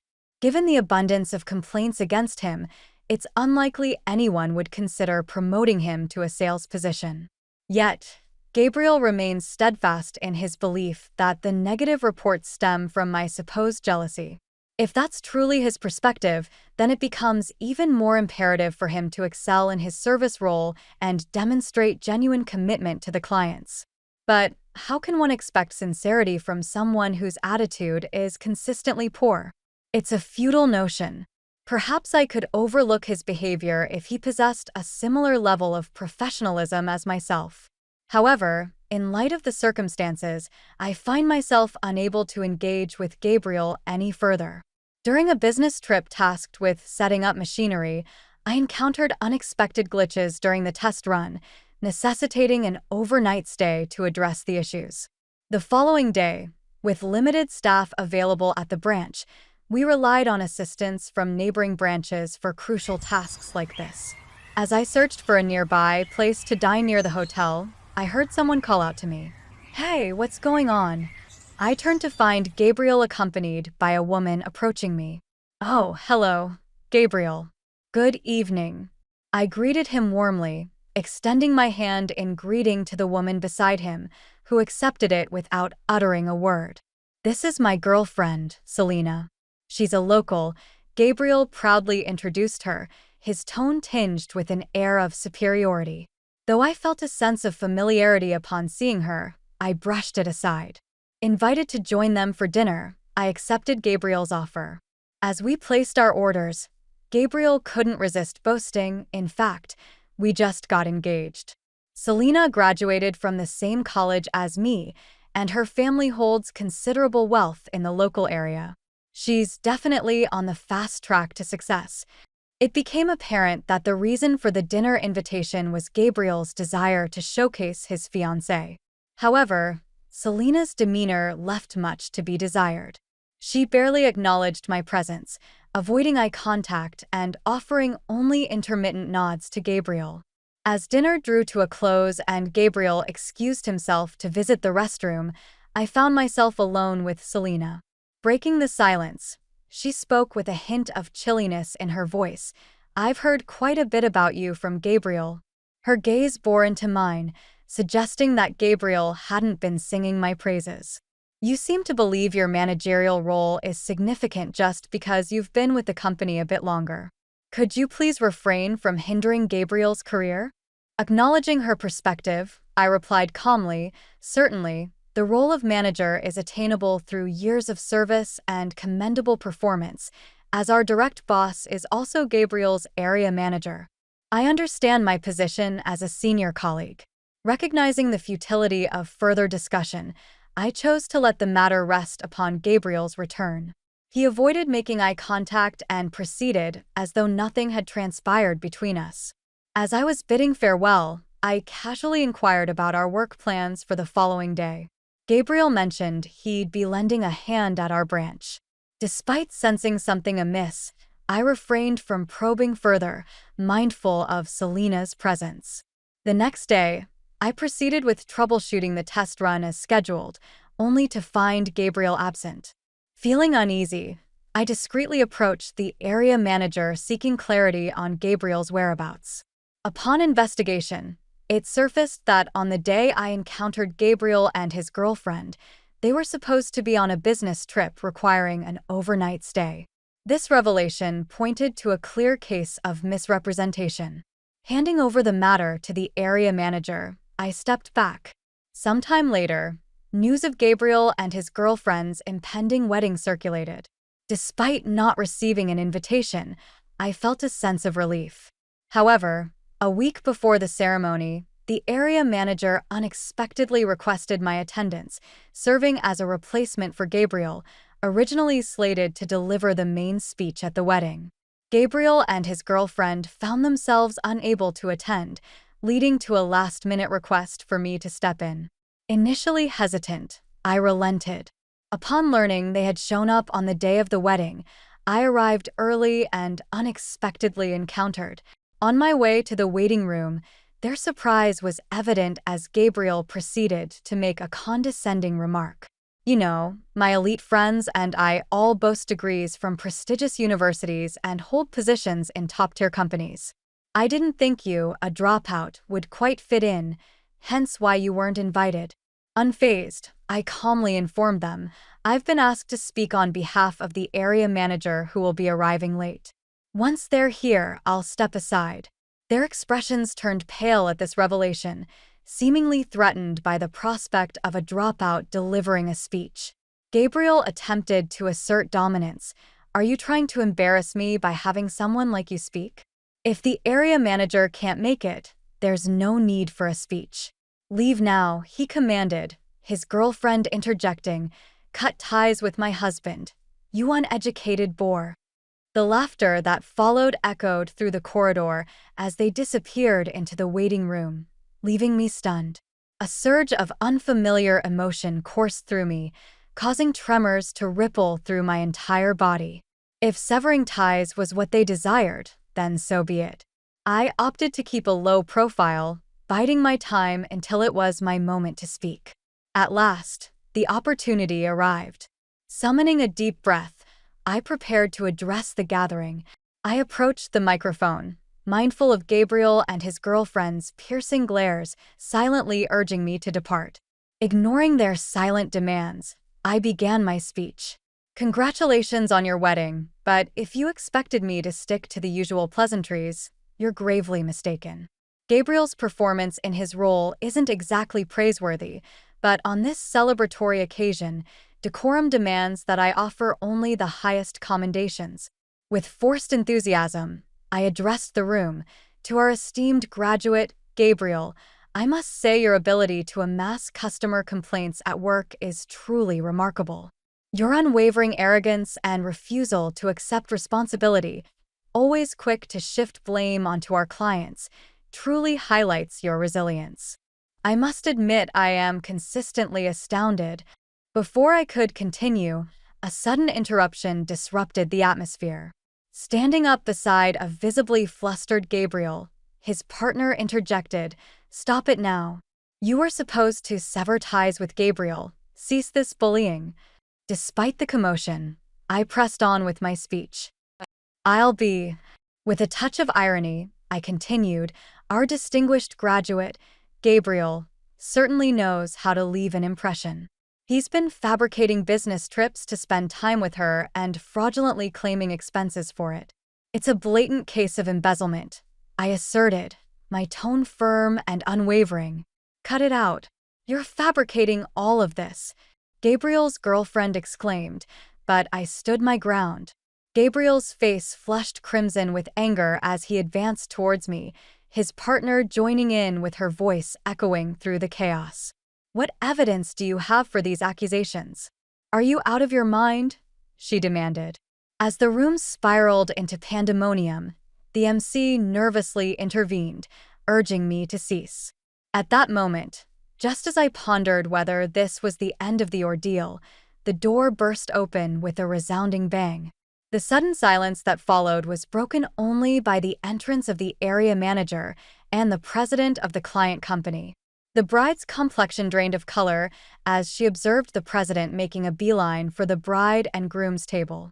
"So your claim of wanting to leave your job to marry me was all a fabrication," I stated, the disappointment evident in my voice. As it turned out, she had been working as a hostess at the club. Her true identity dawned on me as I recalled being informed at the club that she was the intended bride. Realizing this, I promptly contacted the area manager to summon the president after discerning her true identity beneath her glamorous facade. "I provided you with financial assistance to help you quit your job and settle your debts, and yet you vanish only to plan a marriage with someone else," I continued, addressing her directly in the presence of the composed president. Caught off guard, she was unable to conjure up any excuses in the face of the president's calm demeanor. Even Gabriel was unaware of her employment at the hostess club. He strode back to her, his demeanor a mixture of shock and anger. "What's happening here?" he demanded. In response, the chief fired back with venom, "You parade around like you're some elite, but you're nothing but a low-life criminal, worse than even a dropout. That dropout's just envious of me. It's all lies." As the tension escalated, the area manager calmly positioned themselves between the two, maintaining a composed stance. "We have concrete evidence of your actions, and we will be reporting them to headquarters. You will be suspended pending further investigation and decision," the area manager announced quietly but firmly. Gabriel stood frozen, his complexion drained of color as he comprehended the severity of the situation. The president, addressing her directly, declared, "Moving forward, we will be communicating through legal representatives," the president declared. The woman, once defiant, crumbled under the weight of her actions, tears streaming down her cheeks. Recognizing the need to diffuse the tension, the MC sensibly halted the ceremony, instructing the guests to depart. I left the scene alongside the area manager and the president, the atmosphere heavy with unresolved tension and uncertainty. It's been rumored that Gabriel and his partner intended to acquire their marriage certificate post-ceremony, but those plans have been scrapped. Now, both families are embroiled in a bitter dispute, each pointing fingers at the other and squabbling over the wedding expenses. Gabriel finds himself dismissed from his position due to misconduct, with efforts underway to ascertain the precise extent of his embezzlement for restitution purposes. However, it's worth noting that the area manager has also faced consequences, receiving a pay cut for perceived shortcomings in supervising their subordinates. Gabriel strategically scheduled his business trips to align with crucial machine installations, a plan approved by the area manager. Meanwhile, the woman finds herself entangled in fraud charges stemming from her fraudulent marriage, a legal battle likely to consume her attention for the foreseeable future. Naturally, I've severed all ties with Gabriel and have had no contact with him since that tumultuous day. As for myself, I'm resolved to carry on living my life with dignity and resilience, holding my head high amidst the chaos. Thank you for being with us and listening until the end. If you found it interesting, please subscribe, give us a like, and leave your comments. We'll see you on the Retaliation Realm channel.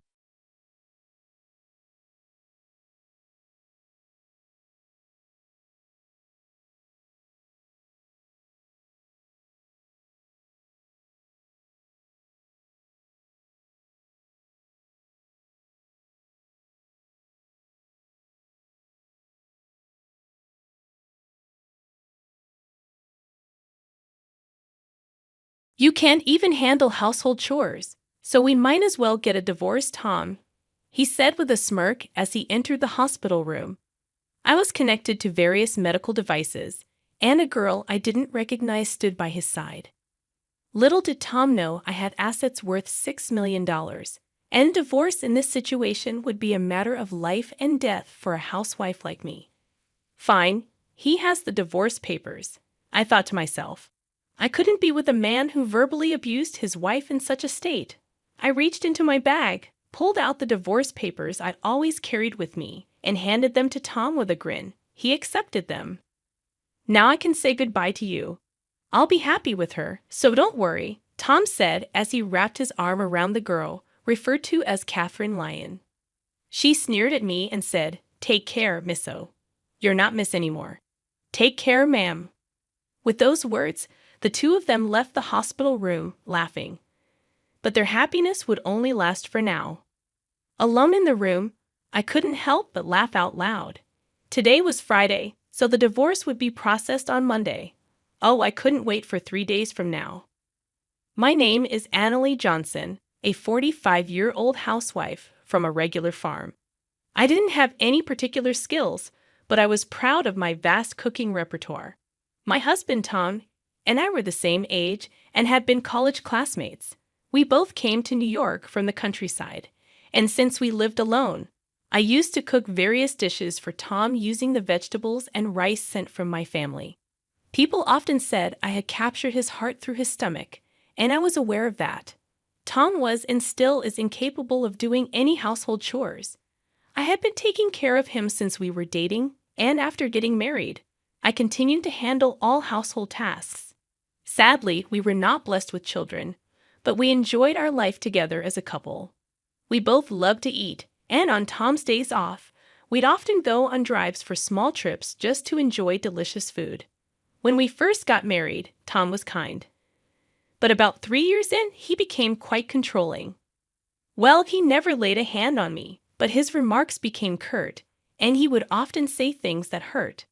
But I didn't have the energy to fight back, assuming he wouldn't listen anyway. Because I was a full-time housewife, I felt inferior and couldn't stand up to him. Tom joined a renowned company after graduating from university, but he resigned after about 5 years. He quickly found new jobs, but would resign from them after short periods. Because of this, our income was unstable, and we often struggled with our finances.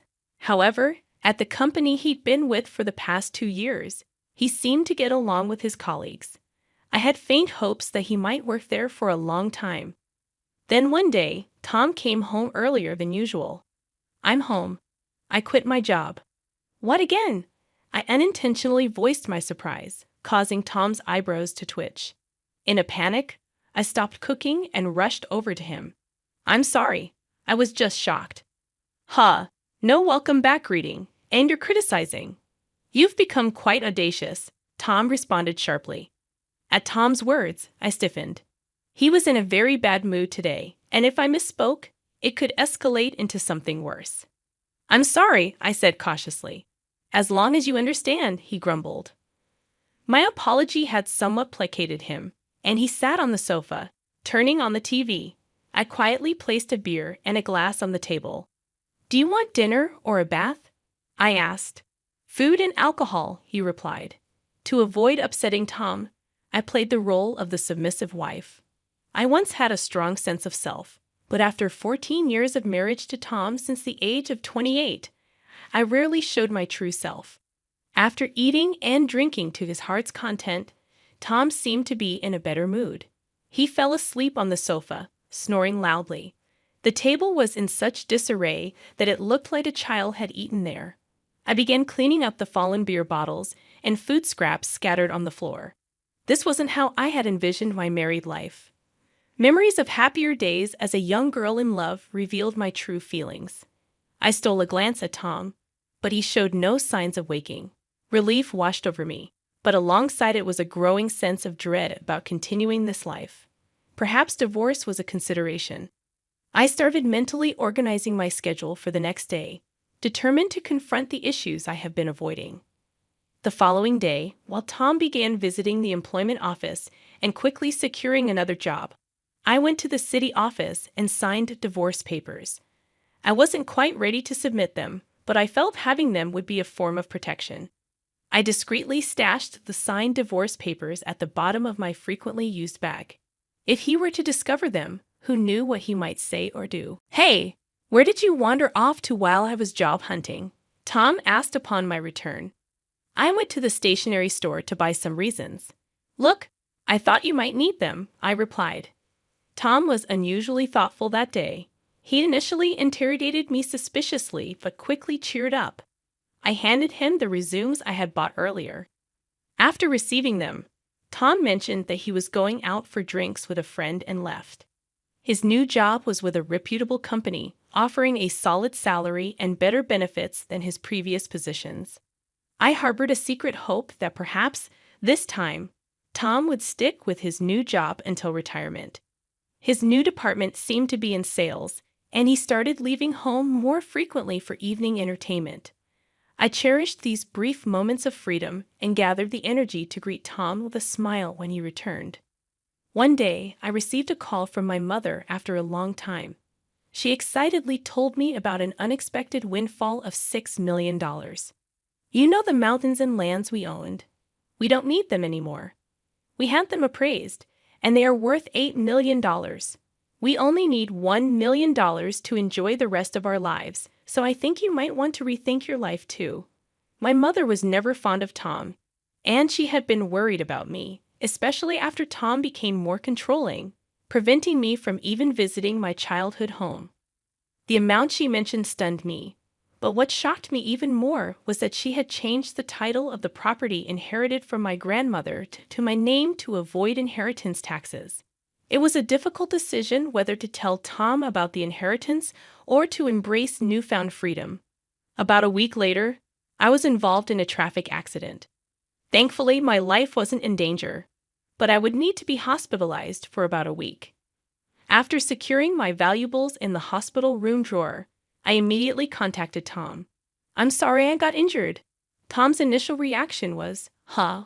What about my meals?" I almost confronted him for prioritizing his meals over my injury, but I continued to explain, "It seems I'll need to be hospitalized for a week. I'm really sorry, but could you buy your meals elsewhere until then?" Tom's response was far from understanding. "Not even preparing meals for your husband? What a lazy wife." "Oh, wait, I'm coming over now." He abruptly ended the call. I had initially planned to tell him about the inheritance that night, but now I wondered if it might be best not to mention it.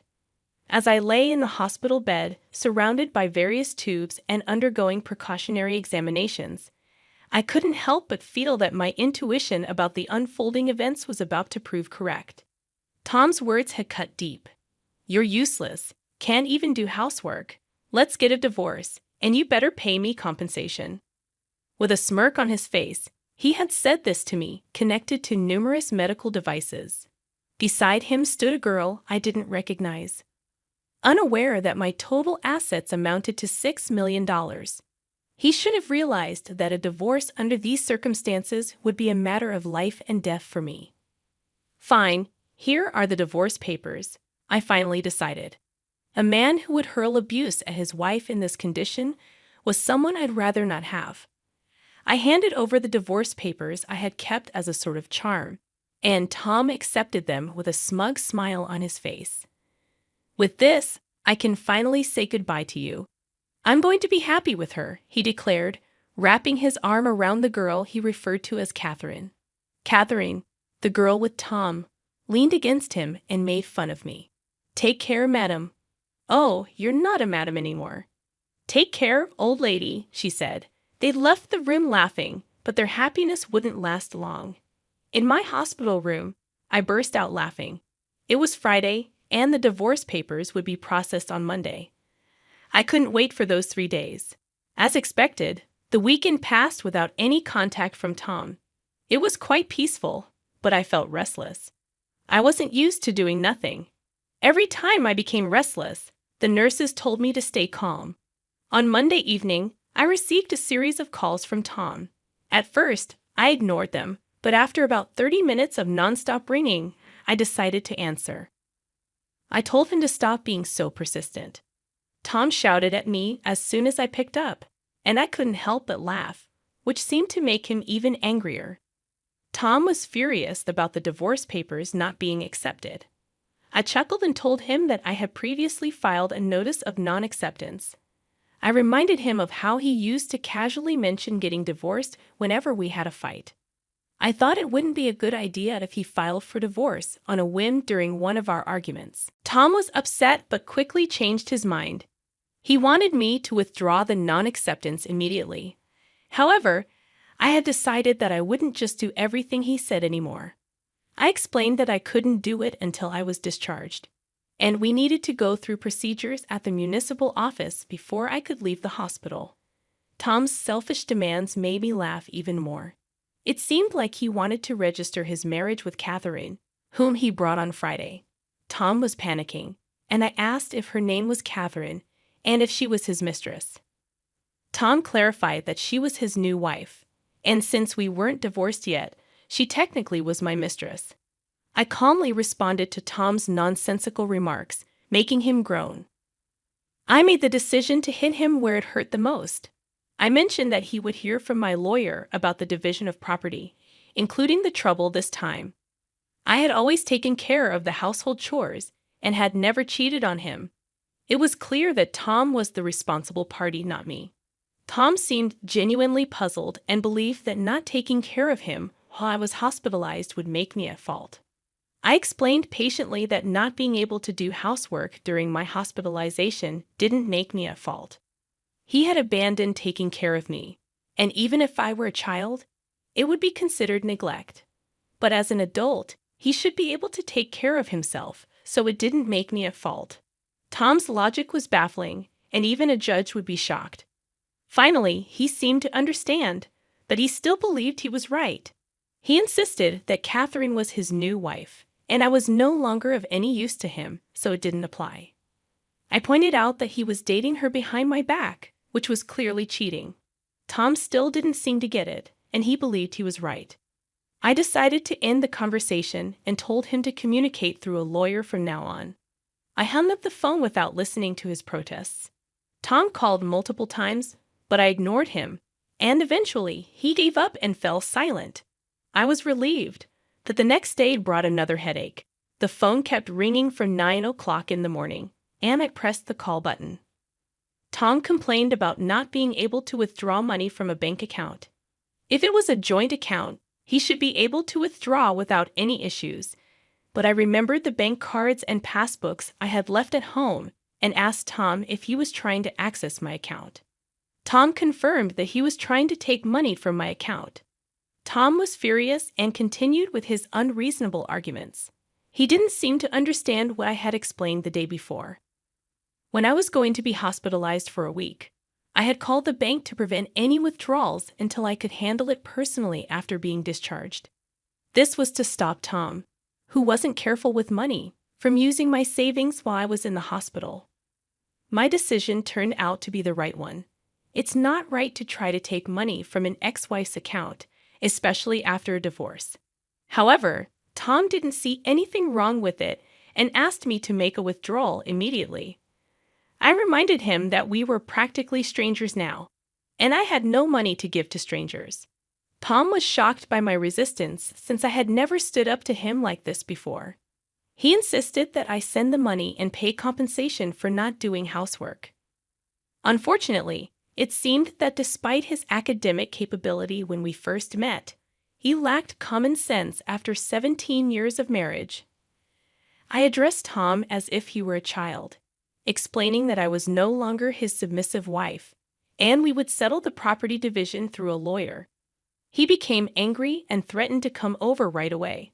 I didn't mind if he came to the hospital, but I had already asked the nurse's station not to let anyone in except for my parents, so it was unlikely he could get to my room.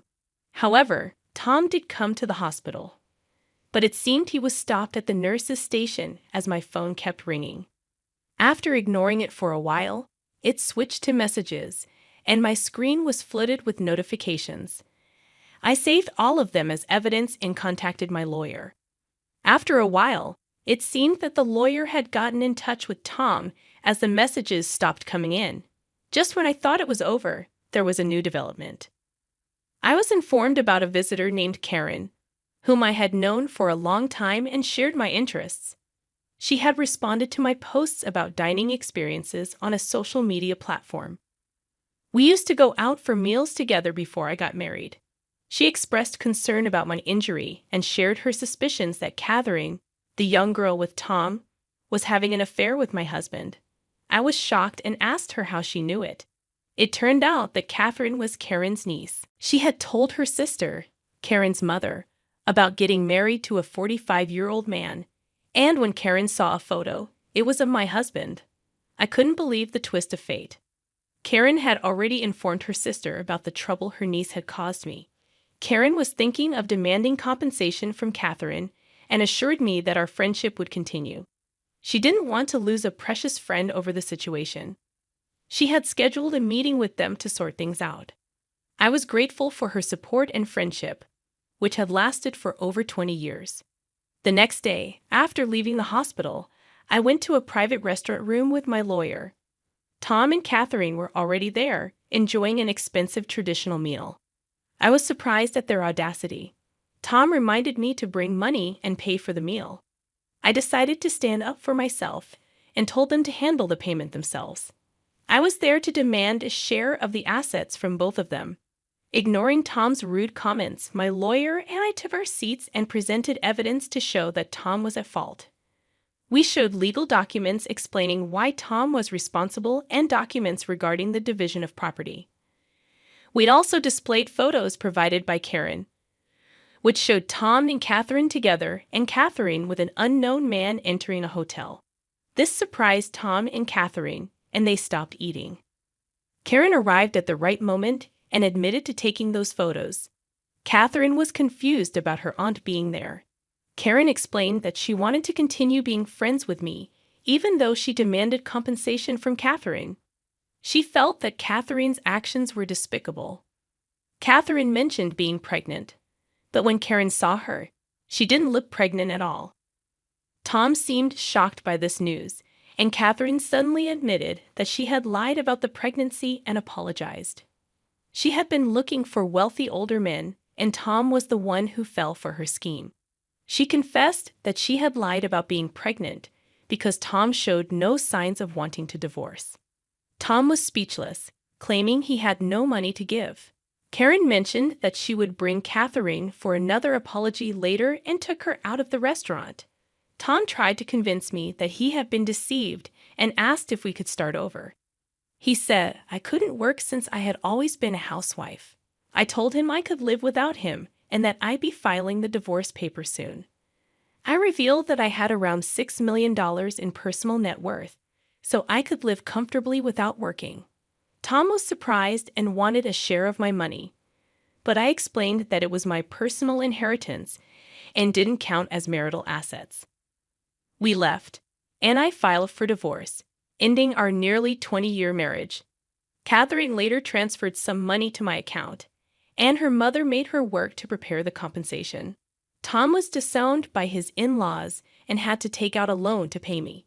He lost his job due to being with Catherine at a hotel during work hours and now works multiple construction jobs to repay his debts. I used the money I received for charity and moved to the countryside with the remaining amount. I'm now enjoying a luxurious single life, continuing my relationship with Karen. We plan to stay single and even share a room, go on food tours, and take short trips together. Moving preparations will begin next week, and I'm excited to live life joyfully and true to myself from now on.